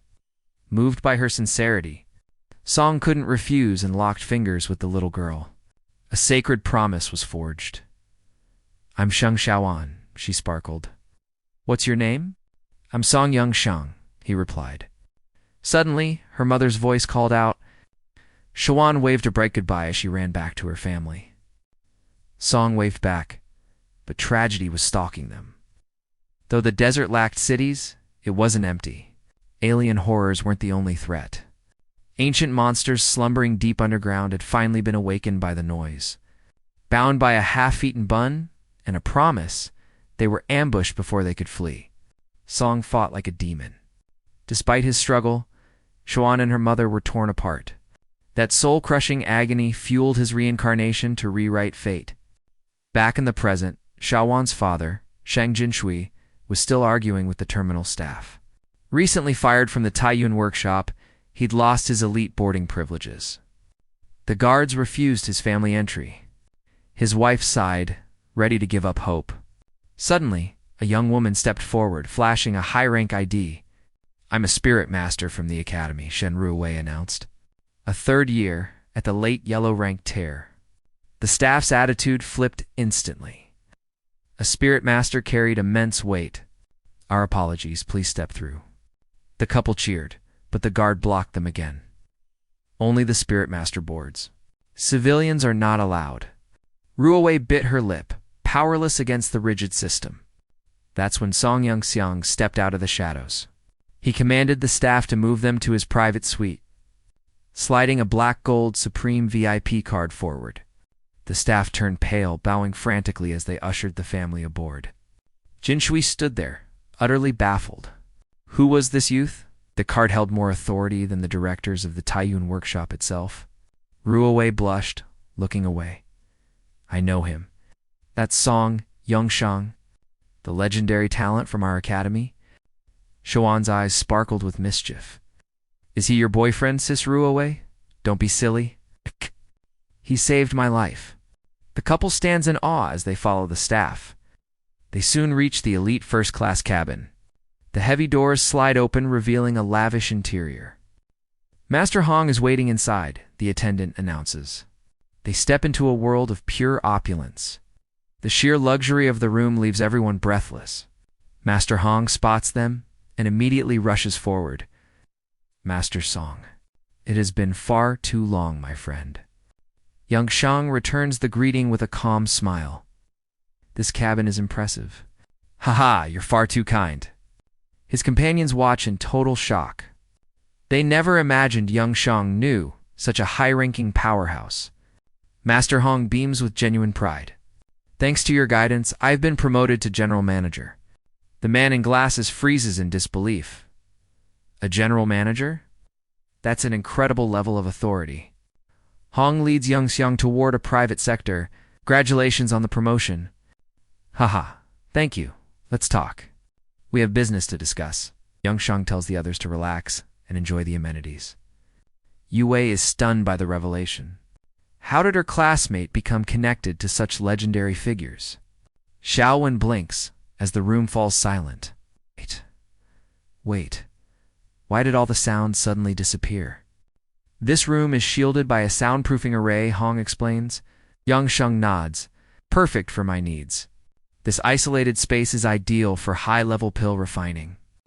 Hong presents the rare spirit herbs 𝐿 requested. The main character inspects the items with a keen eye. Excellent quality. I'll settle the payment shortly. No rush at all, Hong says warmly. Feel free to explore. I must attend to other matters. He bows politely before heading toward the exit. As the elevator doors begin to close, he smiles. A dedicated attendant will arrive to serve you shortly. Safe travels. With that, he departs. Zhao, when waves goodbye as a new figure appears. A maid enters. Welcome, I am here to serve. 𝐿 turns, his eyes narrowing instantly. Those ears, is she a member of the 𝐒𝐔𝐋 tribe? He notices a scarf hiding a slave seal. His gaze turns cold. It's been 30 years since then. Memories of his past life flood his mind. After failing at Heaven's capital, he was lost in space-time, cast into the southern continent and left for dead. It was the 𝐒𝐔𝐋 who found and saved him. In the south, humans are a tiny minority. A land where ancient power reigns over modern technology. No mechs or mass production exists there. Space rifts and monsters are nothing but rare legends. A great disaster struck 5 centuries ago. Now, 𝐒𝐔𝐋 struggle to awaken their dormant star souls. Those who can control machinery are even rarer. There, 𝐿 mastered the 𝐒𝐔𝐋's unique body refinement arts. He also unlocked secret alchemy techniques from the spirit tribe. Eventually, he became the combat ancestor's disciple. His master possessed a legendary general-tier star soul, a rare power among the remaining 𝐒𝐔𝐋 survivors. Tragically, that star soul was sealed long ago. Back then, 𝐿 system interface couldn't copy its data. So many regrets weigh on his soul. The maid's soft voice pulls him back to reality. Sir, is there anything you need? 𝐿 nods, forcing the haunting memories aside. I'm fine. You just reminded me of the past. Deep down, he wonders if he'll ever return. He burns with the desire to fix his mistakes. The girl tilts her head, looking confused. 𝐿 checks the menu and asks the group. Suddenly, Zhao yells, I want steamed buns. Her mother panics and covers the girl's mouth. I'm so sorry. She's just a child. They don't serve simple buns on a luxury flight. We have snacks in the bag, honey. Zhao pouts, her eyes filling with tears. 𝐿 intervenes. Get her the buns she wants. The attendant hesitates, looking at the menu. 𝐿 slides his card. Order the chef to make them. If they don't have ingredients, go buy them. The maid bows deeply and hurries away. 𝐿 closes his eyes to rest his mind. Small hand gently tugs on his sleeve.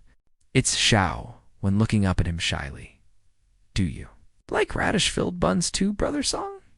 They aren't my favorite, but they're okay, he replies. I've had them a few times before. She opens her small backpack with a smile. Take mine. Thank you for helping my family. Looking at the bun, 𝐿 feels a rare warmth. Let's share it then. That's perfect. Honestly, I'm getting pretty hungry too. Want to share this? In my previous life, I failed her. I couldn't protect Tuvan then, but I'll rewrite fate now. She deserves to grow up happy with her parents. Seeing him split the bun with such precise soul power, her mother gasped. Only an Earth-tier master could do that. Could he be from the Tang family of Kuan? She whispered. Should we go thank young Master Tang? Mr. Thang adjusted his glasses, nodding nervously. Deep down, he was absolutely terrified of Tong Van Tuong's overwhelming presence. Tu Van licked her fingers and smirked at him. Since you ate my bun, you officially belong to me now. No, I'm your friend. I'm Tang Van Tuong. He smiled warmly. It is a pleasure to meet you, Thang Tu Van. The nostalgia was heavy. Her parents finally approached. I am Thang Kim 3, a level 3 engineer. Well, I used to be. This is my wife, Tham Dai, from the Vanan Tham family guild. She pinched him hard for rambling. Forgive my husband, Master Thames. He's a total nerd and lacks any social grace. Thank you for this luxury suite. We didn't mean to cause so much trouble for a high-ranking hunter like you. Van Tuong waved it off. It's nothing. Don't worry about it. Tu Van rushed to the window to watch the sunset. It's so beautiful. Can we go see the garden, please? Tu Van cheered as Van Tuong agreed to take her. Sister 𝐒𝐓𝐃, you're coming too, right? 𝐒𝐓𝐃 hesitated, but Van Tuong whispered for her to just play along. I'm giving you a chance to bond here. Don't waste it.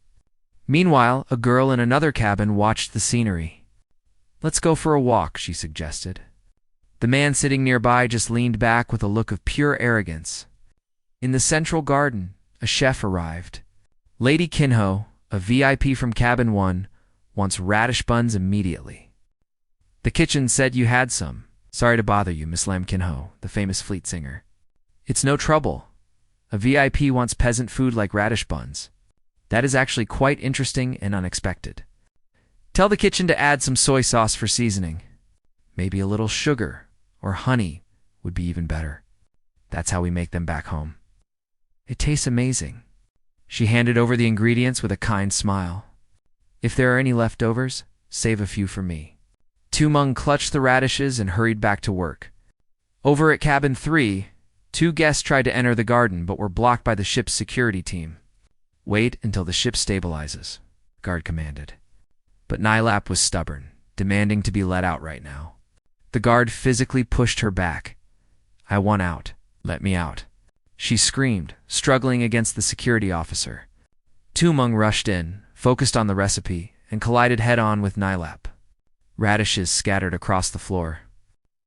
My head, that hurts, 𝐒𝐓𝐃 cried. Cash rushed over, shouting, Are you all right, my lady? 𝐒𝐓𝐃 pointed at the bump on her head. It's huge. And she ruined my expensive dress with those vegetables. Tu Meng knelt to clean the mess, but Fei Cash delivered a brutal kick that sent her flying back. The girl lay broken, her necklace glowing.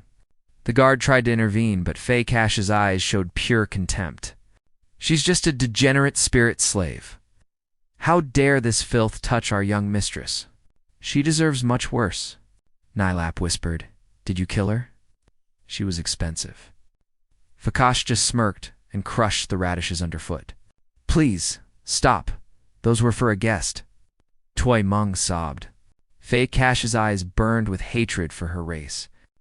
Lower-class trash with no soul veins shouldn't even exist. Tu Meng wept. Please, I beg you, stop it. You dare talk back to me? Fakash sneered, delivering a devastating kick right to her small, fragile chest. He began a relentless assault. She's just a slave, 𝐒𝐓𝐃 told the guards. We'll just pay the fine later. As Fei Cash aimed a lethal blow, Tong Van Tuong suddenly appeared. Catching his arm with an iron grip, Fakash froze in shock. He couldn't move. Van Tong's eyes were cold as a god of death. This is my personal maid, who gave a dog like you permission to lay a finger on her. Van Tuong tightened his grip. A black tier ranking? Let's see how tough you are when I start pushing back. Fakash reached for his soul charm to summon a spirit general, but 𝐒𝐓𝐃 jumped in to de-escalate. Forgive us, senior. He loses control around spirit races. She offered 50,000 credits to settle the debt. Van Tuong stared at the money. Cash, forced to apologize, felt a terrifying chill crawl down his spine. Was she insane? Summoning here? He realized Van Tuong was likely an Earth's tier powerhouse, or even higher. Terrified, he bowed his head. Van Tuong knelt beside Tu Meng, but the girl remained dangerously still and unresponsive. The two retreated quickly. Though fury burned in his eyes, he let them pass. Noting their skin and stride, Yongshang grew suspicious. Were they from the lower realm? That tribal alliance southwest of the capital? In his past life, they conspired with the traitors to besiege Tiandu, forcing a desperate pact with Longhai. Longhai was led by the Jiaoren, but the Hor tribe shared a blood feud with the royal house of the sea. Their legendary soul generals were like fire and water, an ancient grudge that no reincarnation could ever heal. Last time, Longhai's pressure kept the lower realm's army at bay during the final apocalyptic showdown. Located near 𝐒𝐔𝐋 territory, the lower realm thrived on a dark trade, treating living souls like mere cargo. To them, 𝐒𝐔𝐋 had no dignity. If not for his previous life's experiences, he might not care. "Are you still mobile? Open your mouth." He produced a glowing vial. The girl flinched in sheer panic. "No, young master. This pill is too precious. You could buy 10 of me for that price." She stuck out her tongue. "Honestly, we 𝐒𝐓𝐀 are incredibly resilient. I was just faking those injuries earlier. Stop talking and swallow." He forced the medicine in. Their physical stats far exceeded any normal humans. She spiraled over the cost, but he simply turned away. "Don't be dramatic. I have plenty of these elixirs." His inventory was actually running low. Luckily, the manager provided fresh herbs. "Time for more high-tier alchemy." Guards blocked her exit. "Follow me to my cabin," he commanded. She pouted, trailing behind him in frustration. She spotted a dropped radish and scrambled for it. Suddenly, a divine melody echoed through the garden air. It was 𝐒𝐓𝐀𝐑. In 3 years, she would become a legendary icon of the entire nation. He was once a die-hard fan. Those memories felt like a distant echo from another world. Rumors said she started with Hong Transport. It was true. Should he ask for an autograph? "Attention, passengers. Welcome to Hong Transport Flight 802. This is your captain speaking. We are clearing the port. Fasten your seatbelts immediately. All energy conduits are now being disconnected. Soul reactor is stable. Main thrusters are green." A brilliant blue light erupted from the ship's stern. "Tower 2, 802. You are cleared for departure. Wishing you a safe journey through the skies." The massive vessel ascended. The hull groaned under the pressure. "For safety, please remain seated." Panic filled the first cabin, and cabin 3. One man trembled, while another laughed at the weightlessness. Inside his private sanctum, 𝐿 focused his spirit. He was grinding soul pills to prepare for the family's crisis. The ship shook violently. Takeoff had begun. Fortunately, his reinforced seals protected the delicate refining process. He gathered the elixirs for an Earth rank. Refining Tier 8 pills was pushing his hidden stats to the limit. The vessel lunged forward. Little One huddled alone, shivering as the metal giant roared into the clouds. Her mother called her, but the girl refused to move, waiting stubbornly for young Shang's return. The door slid open and practically pulled him to his seat. Her mother stood there completely stunned. He walked with perfect balance. Was it a legendary movement technique, or just overwhelming physical power? He sat by Wen and sent a message. "I am coming home. I can't wait to see everyone." In Huyen City, the butler rushed to the patriarch. "Master, he is back." The elder's face beamed with pride. "Prepare a grand feast. Tomorrow, we celebrate." He quickly checked the latest news on his interface. Fortunately, the reinforced room held against the shockwaves. 𝐿 gathers his freshly refined Tier 8 pills. For his current Earth Tier rank, crafting Tier 8 medicine was a grueling, soul-draining task. The ship surges forward, accumulating energy. Meanwhile, Little One trembles alone, refusing to leave her post. Her mother calls out, but Wen stays put, waiting for 𝐿. Finally, the cabin door slides open. Wen rushes to invite him over. Her mother stares in shock. 𝐿 seems completely unfazed by the turbulence. "This man is extraordinary," she whispers. Even Yue is baffled. Is it a secret technique or pure strength? 𝐿 sits by Wen and sends a message home. "I'm returning soon. I'll see you all in Yongin." At the Song Estate, the butler rushes to report the news. Old Man Song is overjoyed. "Prepare a grand banquet for tomorrow night," the old man commands. He checks the news, his heart racing. Suddenly more monsters emerge, another one. They just keep multiplying. The situation spirals into chaos. The patriarch's blood boiled with excitement. He instantly ordered 2 high-speed military starships to be deployed. The butler hesitated over protocol, but the elder's roar silenced him. The butler retreated, staring at an old photo. The elder realized his grandson's soul core was evolving. Such extraordinary power. Could this be the miraculous awakening his daughter-in-law had once foretold? Meanwhile, Xiao Meng brought fresh buns. Xiao Wen ate while checking on their guest's recovery progress. She flexed her arms, fully healed, all thanks to the high-tier alchemical pills Master Tong provided. 𝐒𝐓𝐃 wondered if he was the one who saved her soul with that divine medicine. Xiao Wen's face went dark. Tong feared she was choking, but the flavor was just legendary. He tasted the borderlands. It triggered memories of the Iron Guard headquarters near the Old Kingdom. Zhao Meng credited Lady 𝐿𝐏𝐿. Then she remembered the grand theater performance was starting. They boarded the cruiser. Inside, dancers moved to the rhythm of a magical shimmering stage. Hidden in shadows, Lady 𝐿𝐏𝐿 began her melody. Tong Van Tuong approached, radiating hidden power. Xiao Meng guided him forward. Master Tong, this way. They headed straight for the elite deck. In second class, Trong Dai Quai fumed. Why did these nobodies get such diamond-tier privileges? Nilap spotted Tong in the VIP suite. Only the most elite Hong Guild hunters sat there. She knew they had to befriend him. A connection to that rank was worth a fortune. 𝐒𝐓𝐃 glanced at the VIP booth and froze. He recognized Xiao Meng, sparking instant panic. Tong scanned them. People in those seats weren't ordinary. He needed to assess their hidden utility. He told Xiao Meng not to fear. He gestured for her to sit right beside him.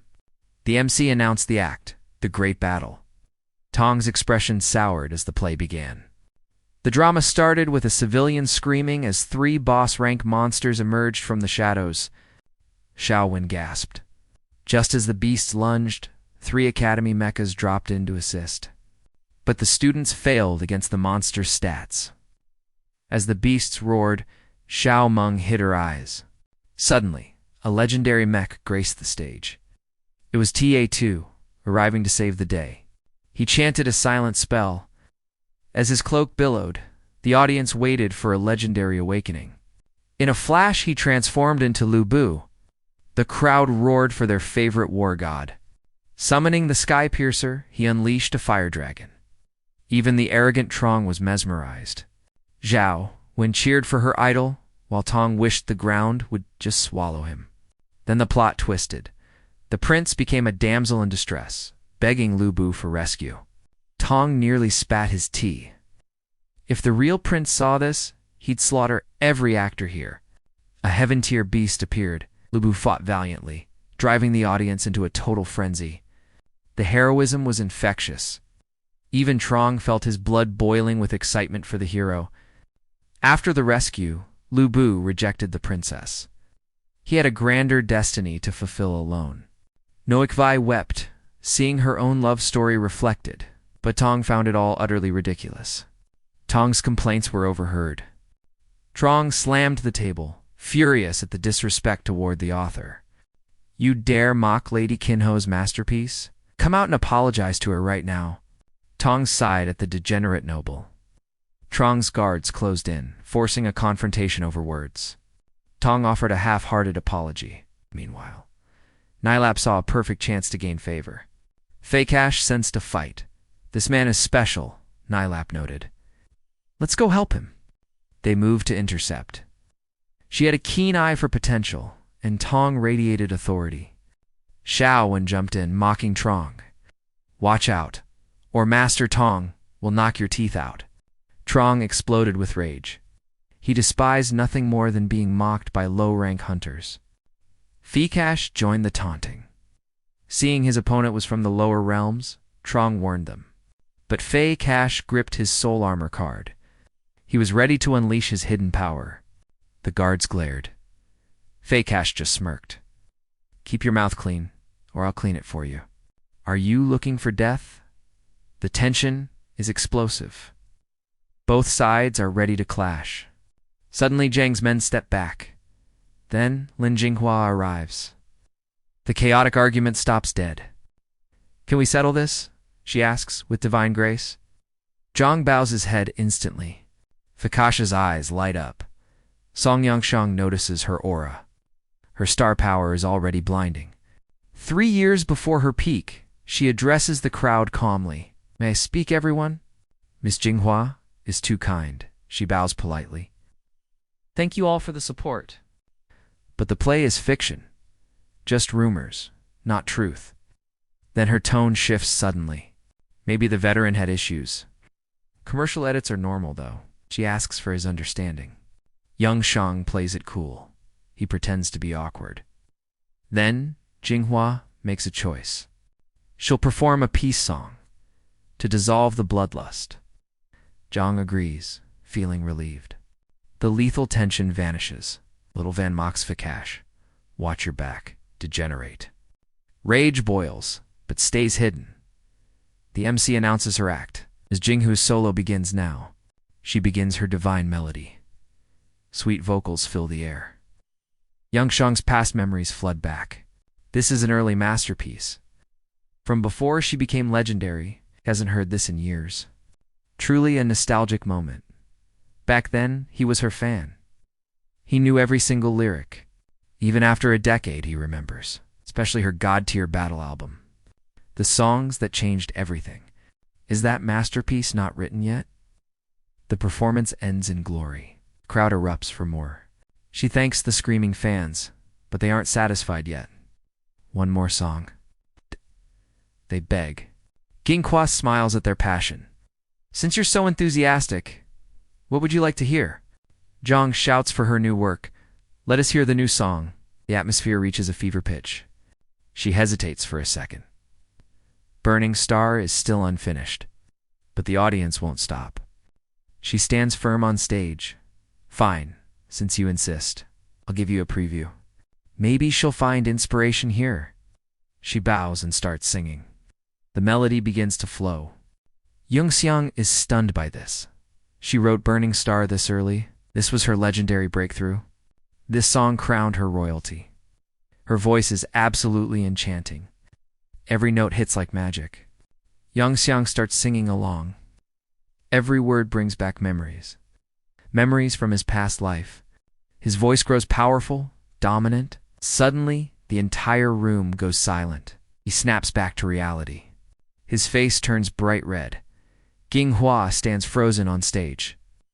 The air feels heavy, electric. The lyrics weren't even finished. He had just sang the ending. I've messed up big time. Jinghua is completely awestruck. The one who returns is me. ... Those words solved her mystery. She always dreamed of returning home. Sheng is in total shock. Her reaction is deeply personal. She thanks him as a soulmate. I found a true genius here. Yangxiang feels incredibly awkward now. You've got it all wrong. It feels like he's cheating. But her inspiration is surging. Her creative block just shattered. She sits and begins meditating. System alert. Potential awakening detected. Boom, a pillar of light erupts. Zhang is absolutely terrified now. She's evolving mid-performance. A mystic tear breakthrough at her age. It's unheard of for a summoner. But Yangxiang expected this outcome. When the heart opens, power follows. It's a natural law of leveling. But then the sky changes. Dark clouds swallow the horizon. Yangxiang's danger sense kicks in. A spatial rift is opening. Huyen Vu rests on the stage. The crowd cheers her evolution. All hail the mystic queen. She wakes up, feeling exhausted. Thank you all, she whispers, unaware of the looming threat. Tears well up in her eyes. Yangxiang, you saved my art, she asks for his guidance. But he cuts her off instantly. His face is dead serious. Jinghua is confused and scared. The cockpit detects the anomaly. Spatial rift confirmed. Activate shields. The captain's voice booms out. High-level defense systems are online. Warning. Boss monsters are invading. All passengers, retreat to cabins. Alarms blare across the ship. Hungry beasts have been sighted. Prepare for emergency warp speed. Get to the cabins and stay back. Spatial rift has opened, and monsters are pouring out. They're swarming the hull. The impact rocks the ship violently. As Jinghua stumbles, Song Yangxiang springs into action. He catches her instantly. 𝐿𝐷 offers a quick thanks, but 𝐻𝐷 is locked in. His mind is racing. He's calculating the fastest way to wipe them out.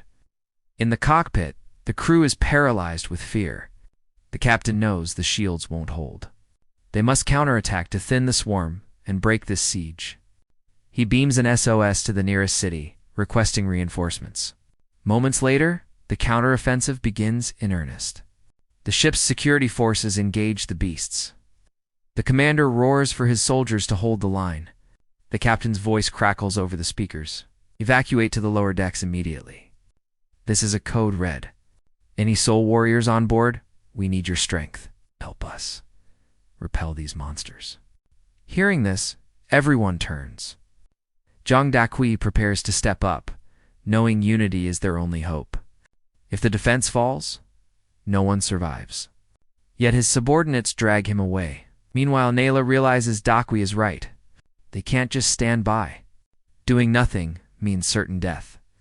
Just then, Song Yongxiang pulls out a mechanical armor card, drawing many eyes. Ruowei freezes. Isn't that her armor card? She thought it was lost in battle and requested a replacement. To her shock, he's been keeping it close. Meanwhile, those drone-like shadows, they're monsters targeting the ship's vitals. The beasts focus their fire on the ship's structural weaknesses. Seeing the breach, the captain barks desperate orders. He calls for security, but the report is grim. All units are pinned down and cannot leave. The captain grits his teeth. He can only pray a high-tier hunter among the passengers joins the fight. On the deck, 𝐷𝐷 frantically guides everyone toward the shelter.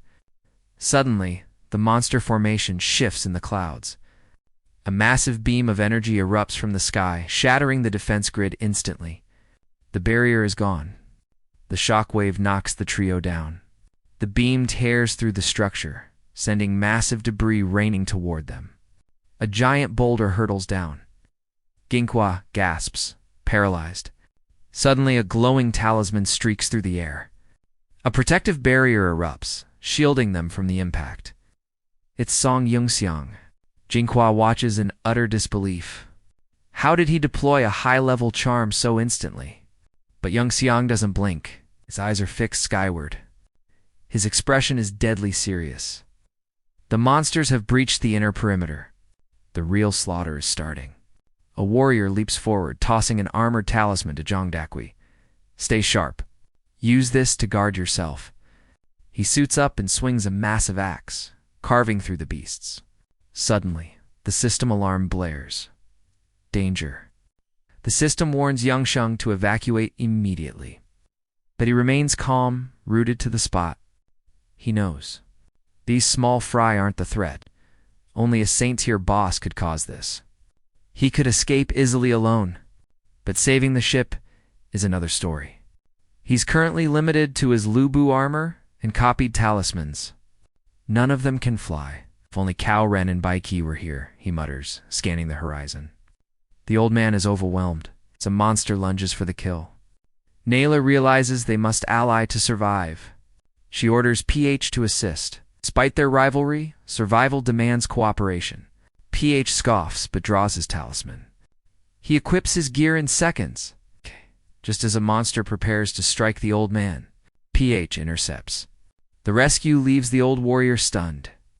He never expected help, but he isn't about to back down now. He roars, swinging his axe in a frenzy. A brutal 2-in-1 battle erupts against the monster swarm. Meanwhile, Zhao Meng urges everyone toward the bunker. This fits 𝐻𝐷's plan. Get the civilians to safety first. But Zhao Wen clings to 𝐻𝐷, feeling safest there. Her mother drags her away, leaving Ruowei standing firm. Ruowei refuses to hide. It's a soul warrior. She chooses to stand her ground and fight beside 𝐻𝐷. 𝐻 uses his speed to kite the beasts, while the old man waits for a decisive opening. The old man nods, impressed by the boy's strength. Soon, 𝐻 successfully lures the beast into range. He swings for the kill, but another monster blindsides him, sending him crashing into the ship's structure. Monsters have breached the gardens. They're charging up energy beams, ready to fire into the panicked crowd. Panic erupts, as 7 beasts unleash a devastating volley. But the ship's guards aren't finished yet. They equip their armor, barely blocking the blast and saving 𝐷𝐷𝐿. 𝐁𝐑𝐎 and Ruowei prepare to engage. They suit up to defend the group, but Yongsheng is faster. His protective shield is already glowing bright. As Zhao Wen's family watched, Song Yongsheng vanished instantly. He reappeared, shielding Nyla within his powerful defensive perimeter. Nyala was stunned. She never expected Song Yongxiang to be strong enough to deflect a monster's strike barehanded. Before she could recover, he dropped her and flashed across the battlefield. Nearby, Zhang Dequei was muttering to himself. "Don't be afraid," Zhang Dequei told himself. "Courage is the key to overcoming trials, just like that legendary hero." Seeing him tremble, a guard checked on his condition. Zhang Dequei signaled he was fine, though he barely stood. As monsters swarmed, the guard shouted a warning. Zhang Dequei struggled to summon his weapon as one lunged down. The guard's shield deflected the beast just in time. Seizing the opening, Zhang Dequei smashed its skull with his hammer. Meanwhile, Song Yongsheng reached Zhao Wen's side. He commanded the family to stay with him instead of the basement. 𝐒𝐓𝐀𝐑, too, was skeptical, wondering if the basement wasn't safer. But Yongsheng sensed a much greater threat approaching. He warned that stronger monsters were coming. He would act based on the situation, even if it meant escaping. If the danger peaked, he would find a way to evacuate them from the ship entirely. They turned pale. The thought of jumping from thousands of meters high made them shudder. Yet 𝐒𝐓𝐀, too, had other ideas. He believed those with great power held greater responsibility. He urged Song Yongsheng to negotiate a plan with the captain.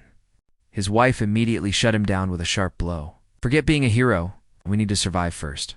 The battle intensified. 𝐒𝐓𝐀 screamed a warning to Lady Jinghua as a monster's claw swung toward her mech. The armor performed a perfect backflip, narrowly evading the strike.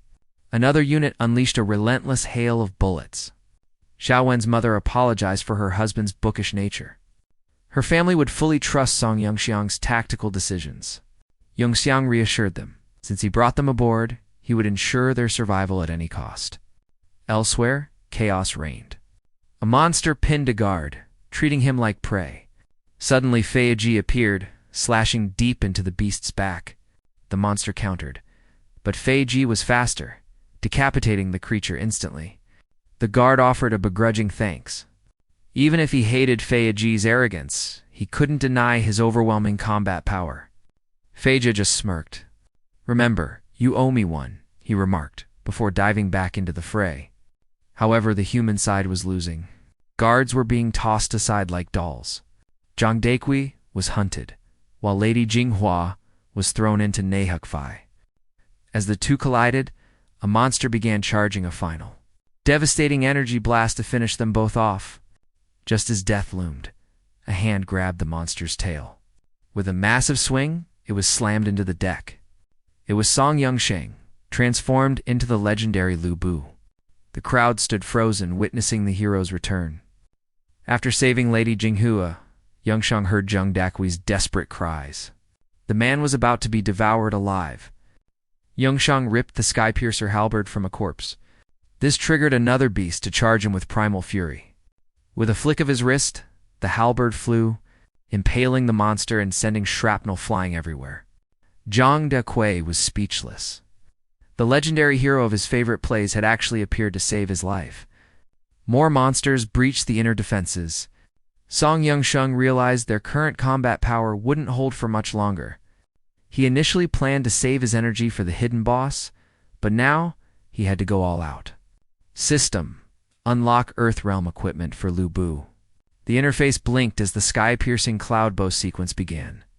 This was Lu Bu's most destructive long-range weapon, though its mana consumption was incredibly high and risky. Elsewhere, 𝐒𝐓𝐀𝐑 and the guards were surrounded. Another monster emerged, multiplying the threat beyond their limits. Before they were overwhelmed, chakrams intercepted the attack. 𝐒𝐓𝐀𝐑 immediately recognized the signature weapon of Nyla. He knew these flying wheels were still experimental. For Nyla to reveal them meant the situation was critical. After recalling her weapons, Nyla acted nonchalant. I just happened to step in. Do you want to thank me? But the monsters weren't finished. They snarled, preparing for a second wave as the system warnings turned blood red. Song Yangxiang gripped his bow. The real hunt starts now, he muttered, eyes glowing with an awakened killing intent. Before they can strike, 4 flying wheels streak through the air, intercepting the monster's deadly assault. The wheels return to their master. Weege glares at Lap, realizing these experimental weapons are being revealed. Exposing his trump card means the situation is critical.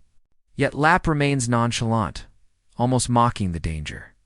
Just a coincidence, Lap smirks. Don't you want to thank me? But the monsters give no respite. After verifying the organization's code, the pilot dives through a waterfall into the hidden underground base. Wasting no time, they braced for impact while 𝐒𝐓𝐀𝐑 and 𝐁𝐑𝐿 retreated. Lap, what's the move? We're outnumbered and the enemy is waiting to strike. Stalling is suicide. One more monster and it's game over. Lap's eyes sharpened. I'll stall too with my chakrams, she commanded. Focus everything on the last one. They nodded. To survive, they had to blitz the weakest target with overwhelming force. The guard drew aggro while 𝐒𝐓𝐀𝐑 flanked. But then a blinding flash erupted. A beam of pure destruction tore through the sky, vaporizing the 3 boss monsters. It was Tong Van Tuong. One arrow solved the crisis that paralyzed the hunters. They stood frozen. In a heartbeat, the monsters were gone, turned into drifting ash. The guard rubbed his eyes. Was this a hallucination? They were erased instantly. 𝐒𝐓𝐀𝐑 stammered. Did you see that light? Lap's face lit up with hope. Exactly, that strike turned them to dust. 𝐒𝐓𝐀𝐑's excitement peaked. That red armor? ... It's him? The legendary hero of the UN Summit battle. The group gasped. Could the city's savior really be standing right before them? Meanwhile, the main character worried his shot was too powerful and damaged the hull. Suddenly, a warning flashed. 3 more monsters were closing in for a kill. System, unlock sky-piercing claw. Metal shifted as the bow evolved into a weapon. The Lu Bu armor hummed with power. With a roar, he cleaved the first beast. The second paused in fear, but the main character gave no mercy, piercing its core. 1 strike, 1 kill. The last monster turned to flee, trembling at his might. He leaped, skewering its heart and hoisting the corpse high. A true monster hunter. Lam Kinho watched in awe. His power surpassed the divine rank effortlessly. 𝐿 couldn't believe it. Since Yuan's summit, his hidden stats had skyrocketed. 𝐁𝐑𝐿's eyes sparkled. The main character tossed the carcass aside like trash, but the main character scanned the sky. The hidden predator was still watching, hesitating. 𝐒𝐓𝐀 shuddered. If I had fought him earlier, I'd be a dead man. Lap joked darkly. Yeah, today would have been your anniversary at the graveyard. Suddenly, the shield buckled. A massive horde of degenerates swarmed the inner deck. Chaos hit the cockpit. The defense system is failing. The crew yelled in panic. The captain ordered an emergency SOS, but the monsters were already breaking the doors. They fled as a beast lunged only, for a blade to erupt through its chest. Tong Van Tuong had arrived. He split the monster in half with clinical precision. That armor, the crew cheered. It's the hero who saved the Yuan Peak. The captain stood tall. The man who leveled the city's threat alone is here. Fanboy mode activated. I can't believe it's Master Tong. My family loves you. He turned to his aide. When it's safe, I need his autograph. Definitely. 1 for my eldest. 1 for the youngest. Maybe 1 for each wife. Better make it 6. Now I'll go myself and grab a selfie too. The aide was stunned. Just how many wives do you have, Captain? I need a promotion. When I'm captain, I'm getting 8 wives for sure. Outside, the security guild was dying. Only the captain and 1 rookie remained. They gasped for air. They keep coming. Our casualties are through the roof. We can't hold them. We have to retreat while we still can, sir. No retreat, the leader roared. We represent 𝐒𝐔𝐋. Passenger safety is absolute. The rookie hesitated, thinking of his family. But the leader stood his ground. They knew the risks. Hong Clan's pension meant even a fatal sacrifice wasn't in vain. To hell with it, we die together. The soldier roared, sniping the encroaching monster swarm. But the horde was relentless. A beast breached the line, lunging straight for the young warrior. The captain shoved him aside, only to be mauled himself. As jaws closed, he felt the end. One last thought. At least, the debt is paid. Suddenly, a shadow fell. Song Yongshang had arrived.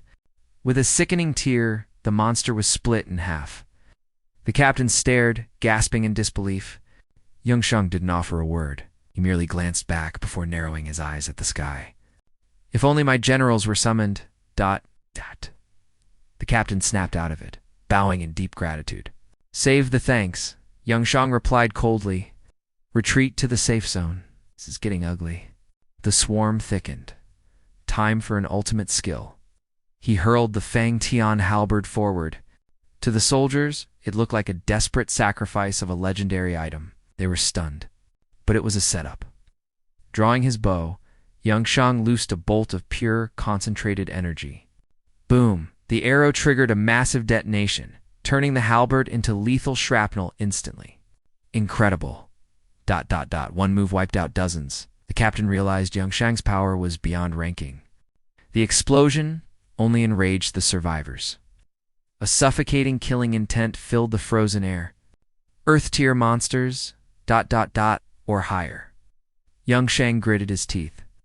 Is this the system's hidden threat? The beasts began channeling mana, preparing a synchronized annihilation beam. The captain froze in terror. Damn it, Yongshang cursed. A barrage of that density would vaporize the ship behind them. Suddenly, pillars of light rained from the heavens, shredding the monster formation to pieces. Reinforcements? The Crimson Phoenix Legion had arrived just in time to clear the sky. Monsters erupted in midair. The ship's operator shouted, Captain, we have an incoming transmission. It was the elite Song Clan army from Huyen City, led by the fiercest hunters. The crew cheered, but the captain frowned. Why is the Crimson Phoenix so far from the border? Crossing half the continent for a rescue mission? Something didn't sit right with the old sailor. Maybe it's just luck, a sailor shrugged. They were likely on a high-tier quest nearby. The captain dropped the shields, rerouting all mana to the thrusters, full speed toward the fleet. The sudden G-force caught Yongshang off guard. He looked up and saw the massive battle cruiser. His sister's legion, all-female vanguard. Why were they here instead of the southern front? High above, Song Yunkin squinted. Butler Mu, you're sure my bratty brother is on that ship? The young master is indeed aboard, Mu replied calmly. Yonkin scoffed at the unlikely news. The first degenerate of Juan, being humble, it doesn't fit his arrogant style at all. People evolve, Mu noted. And a warning, call him young master here. We don't need scandals. He pointed toward the deck. Look there, that crimson armor. That's no ordinary hunter. Yunkin's jaw dropped. The god of war, who saved the prince, is on this transport. My useless brother must have a luck stat of 99 to be protected by him.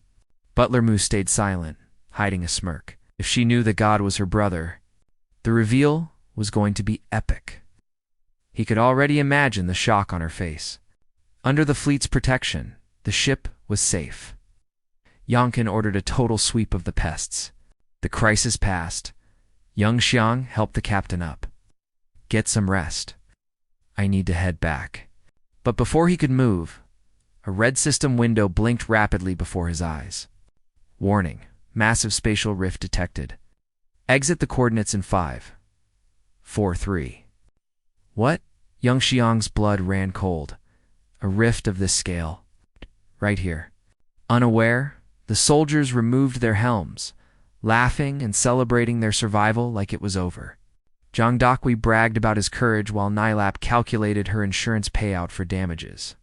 Amidst the noise, Jinghua returned a mirror to Ruo Wei, oblivious to the nightmare.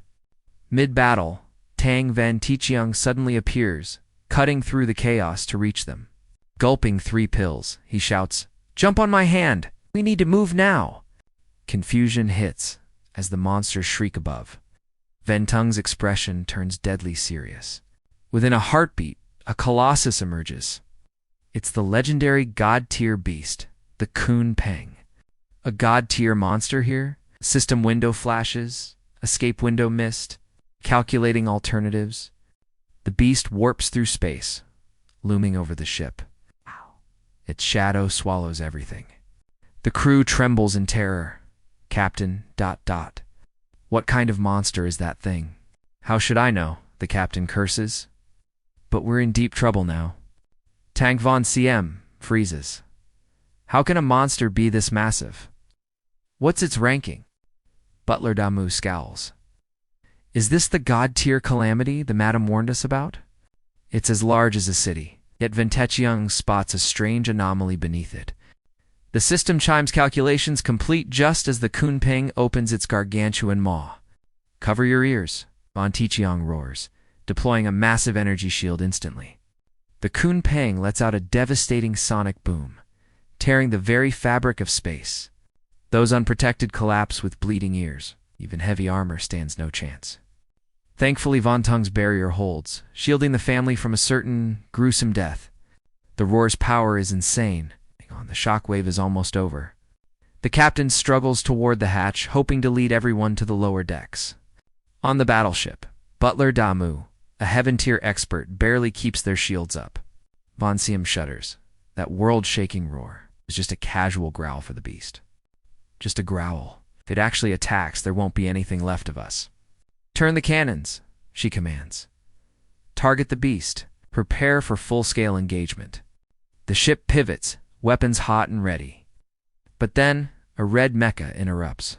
Do not fire. The command stops them cold. Everyone is stunned and confused.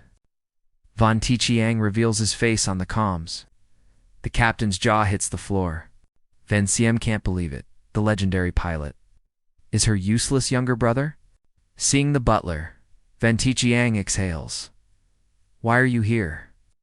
To bring you home. Home, he smiles. Thanks for coming, but listen, that's a god-tier beast.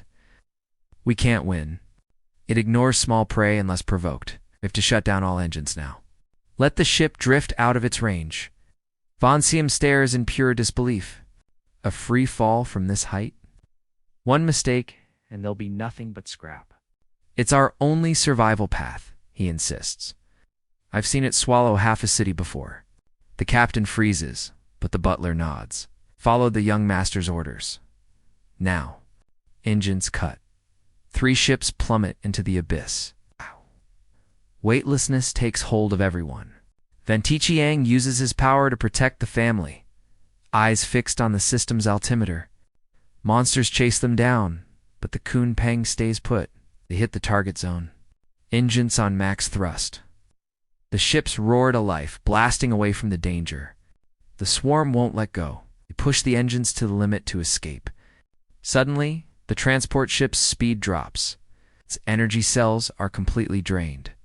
We're stalling? The captain panics. If we stop, the swarm will tear us apart. The battleship spots the crisis. The transport ship's shields used up every last drop. Fire the grapples, Van Tuong orders. We're towing them out of here right now. Harpoons lock onto the hull. A violent jolt sends everyone flying as they're yanked forward. The captain realizes they're being saved. We're gaining speed. We might actually make it. They're moving fast, but the battleship's engines are starting to scream under the load. The airship's speed plummeted, dragging the fleet down as high-tier predators closed in for the kill. Cannons ran dry. Commander Huyen instantly deployed the vanguard to intercept the encroaching monster swarm.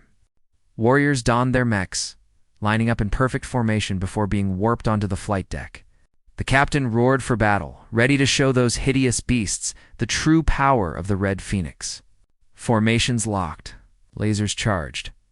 The hull buzzed with lethal intent as they awaited the first strike. The swarm dove, but met a wall of blinding laser fire. Monsters disintegrated into nothingness in midair. Even with the tactical edge, the sheer numbers were overwhelming as beasts launched desperate kamikaze strikes. 𝐒𝐓𝐀 barrier shattered. Soldiers drew their blades, forced into a desperate and blood-soaked melee. With the line breaking, reinforcements surged in to purge the deck and reboot the defensive fire grid. Yet another wave hit. The captain steeled herself for a massacre as monsters breached the inner perimeter. As the vanguard charged into the fray, a lone monster lunged at the defenseless squad leader. Suddenly, a massive laser beam tore through the sky, vaporizing the beast into absolute stardust. Their savior, Tong Van Tuong? He stood there gasping, smoke rising from his unleashed weapon. He downed energy pills fast. That divine bow strike had drained the main character's mana to 0. Recovering slightly, he fired again. Each arrow triggered a nuclear-level explosion among the monster ranks. Commander Yun Jin watched in awe. Van Tuong was a one-man army, erasing waves of monsters effortlessly. Inspired, the Red Phoenix and security teams rallied, charging back into the chaos with renewed fury. Strategic coordination was key. We'll hold the left. Girls take the right flank immediately. 𝐒𝐓𝐃𝐑 and 𝐒𝐓𝐀𝐃 set their traps. I'll tank them. You provide long-range support. 𝐒𝐓𝐃𝐃's guns barked, pinning the beasts down as Nyla readied her deadly flying chakram. Nyala launched her strike, but froze. The monsters had suddenly halted their once relentless assault. Confusion gripped the battlefield until a thunderous roar echoed. The legendary 𝐒𝐓𝐀𝐑 had spoken. The swarm retreated instantly. They had survived. Tears of joy broke through the grime of war. Reports confirmed the withdrawal. Commander Yun Jin finally let out the breath she was holding. Van Tuong muttered a sigh of relief. They had finally slipped past the 𝐒𝐓𝐃𝐑's watchful gaze. He popped 3 more recovery pills. Burning his ultimate skills back-to-back had pushed him to the brink. A minute longer, and he would have collapsed from mana burn. Victory was a narrow escape.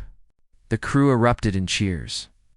They had escaped the jaws of death against all terrifying odds. Butler Mu bowed. Young Master saved us all. Without him, we would be monster food. The captain was skeptical. How did you know exactly how that beast would react, young Master? Van Tuong waved them off. I'm exhausted. Sort the rest out yourselves, he said, cutting the comms. He barely made it halfway to his room before passing out. 𝐒𝐓𝐃𝐑 caught him just in time. Every soldier bowed to the sleeping hero. He had earned their absolute respect this day. 4 hours later, the port sirens wailed. Van Tuong woke to 𝐒𝐓𝐃𝐑's gentle care. He stepped out, gazing at Vinan City. My home. I've finally returned, he whispered. Inside the city, a thug yawned. Took you long enough. My White Tiger gang is now legitimate. The thug clenched his fist. I'll become a heavenly general and rule this new era. He smirked at a mysterious ring on his chest. Isn't that right, old man do? An ancient voice echoed from the ring. Soon. Your destiny is about to begin, my boy. Vinan City, a massive fortress in the southeast, guarding the border of the Nam Hong Mountains. It was the lifeline between the Central Plains and the wild south, a crucial military stronghold. For 20 years, it stood as a shield, fostering a massive boom in trade and economy. The Joint Defense Treaty had turned this border town into a thriving golden metropolis. The ship finally docked. The captain, eager for a souvenir, begged for 6 autographs. Van Tuong rolled his eyes, but signed them anyway. Finally, he was free to step home. How many daughters does this guy have? Before he could think, a voice boomed. Young Master, welcome home. Yun Sheng turned and embraced the butler. Uncle Muck, it's been too long. I missed you. The butler froze, confused by the sudden affection. After all, it had only been a few months. But Yun Sheng saw the truth. This simple butler was a middle-tier Heaven Realm master in disguise. In his past life, he was too weak to notice. The man protecting him was stronger than his father. Young Master, the butler's voice snapped him back. Yun Sheng quickly introduced his new companions. These are my friends. And this is Mr. Tong Mok, the East Wing's head butler. Xiao Yun's mother bowed deeply. Honored to meet you. I am Madame Shen, and this is 𝐒𝐓𝐃𝐑. She realized the truth. The Tongs of Tiandu City were true royalty. Their prestige was no joke. Even their staff held immense power. She couldn't read his rank, but he felt like a titan. Madam Shen, is the patriarch Shen Hua related to you? She nodded. He's my father. The butler smiled. Small world. Shall I arrange a shuttle to take you all home? No need. Our driver just arrived. Mr. Tong, thank you for everything. Please visit us soon. Yan Sheng grinned. Don't be a stranger. Zhao Yun, did you save my contact info? She patted her bag. Don't worry, big brother. I've got every digit recorded. Good, call me later. I'll take you out for the best feast in the city. Xiao Yun beamed. I want to eat everything. Can I bring 𝐒𝐔𝐋 too? He just patted her head. After saying goodbye, the butler led the way. But before they could leave, Ginghua approached him.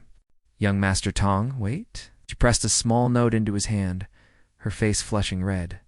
I'll be in Vinan for 2 weeks. Come find me. I want to talk. Then she ran off. Left stunned, Yan Sheng felt the butler clear his throat. Master, there's a family banquet tonight. Your 𝐒𝐔𝐋 will be there. At that name, Yan Sheng's eyes turned cold as ice. In his past life, she arrived with a heaven-rank master just to humiliate him and break their engagement. Just the thought made him sick. They still think I'm trash? Time for a brutal reality check. They arrived at the private airfield. As he walked past the driver, 𝐒𝐔𝐋, the man stared. Uncle back. Long time no see. The driver bowed low. Please, young master, board the vessel. Yan Sheng paused, his gaze sharp enough to cut steel. 𝐒𝐔𝐋 felt a sudden, heavy pressure. Master, your rank, you've reached the earth realm. Are your solvents finally healed? The butler quickly cut him off. Focus on driving. But Yan Sheng had already seen his hidden stats. Another Middle Heaven Realm master. The butler was being cautious. He knew more than he let on. The Tong family's secrets were deep. Meanwhile, Trong Ji-Kwar was finally waking up from his nap. He groaned as the guards shook him awake. Then, memories of the battle came rushing back. My hero, where is he? He jumped out of bed, desperate to find the man who saved them. Learning Yan Sheng had already left, he wailed in despair. He couldn't let this legend slip away. Find him. I don't care what it takes. I'm sticking to that man like glue. Back in the car, Yan Sheng asked about the Kunpang attack. The butler had already handled it. He used military clearance to silence the witnesses and avoid a citywide panic. Perfect efficiency. Relaxed, Yan Sheng pulled out a mysterious card. I met 2 arrogant brutes from the lower realm. Uncle Mach. Find out who they are. The butler's eyes narrowed the moment he saw the card. This belongs to the lower realm's high nobility, symbol of the elite in the Xia kingdom. 3 factions rule there. The Lins control the wealth, while the Mus command the military. The neutrals are just puppets. But the real threat lies with the revival faction. The Xia kingdom was built 400 years ago to defy the heavens. They reject Tiandu's rule. They obsess over ancient glory, dreaming of the day the Heaven Emperor's empire rises again. Led by Su Di, these revivalists are just dangerous, homeless ghosts chasing a lost past. A homeland with no home to return to. Butler Daimok observes Yan Sheng lost in deep thought. He's analyzing a secret message from Lin Ginghua regarding a high-stakes meeting. The butler clears his throat. Master, remember your 𝐒𝐒𝐋. Yan Sheng interrupts instantly. I know my priorities. But could the lower realms secretly ally with Di Luan to backstab us? He questions the shadows. The butler dismisses the threat. It defies their core interests, unless those elders have all perished. They return to the Song estate. Old men are playing cards at the gate as the ship docks. Young Xiang steps off. It has been a long time. Old man Matam greets him with a weathered smile. Matam, the gatekeeper, approaches. Yan Sheng moves to support him, but the physical contact triggers an alert. A cold sweat breaks. His system reveals a hidden secret. A middle-tier heaven realm master. Resting, seeing the Lord, or playing cards. 𝐿 chooses duty first and rushes to find his father. He promises a rematch later. Matam gives a thumbs up as the young master departs. Matam and the butler exchange glances. The boy has broken through to the Earth Realm rank. 𝐿 soul circuit is restored. More shockingly, he was testing the old man's hidden power level. 𝐿 wonders why they hide their stats. Is there a conspiracy within? Matam was his childhood mentor. He taught him cards and strategy. Okay, always kind, always approachable. But the truth was far different. Under that humble facade lies a great grandmaster of the middle-tier heaven realm. He reaches the inner gate. Lord Song smiles, stroking his beard.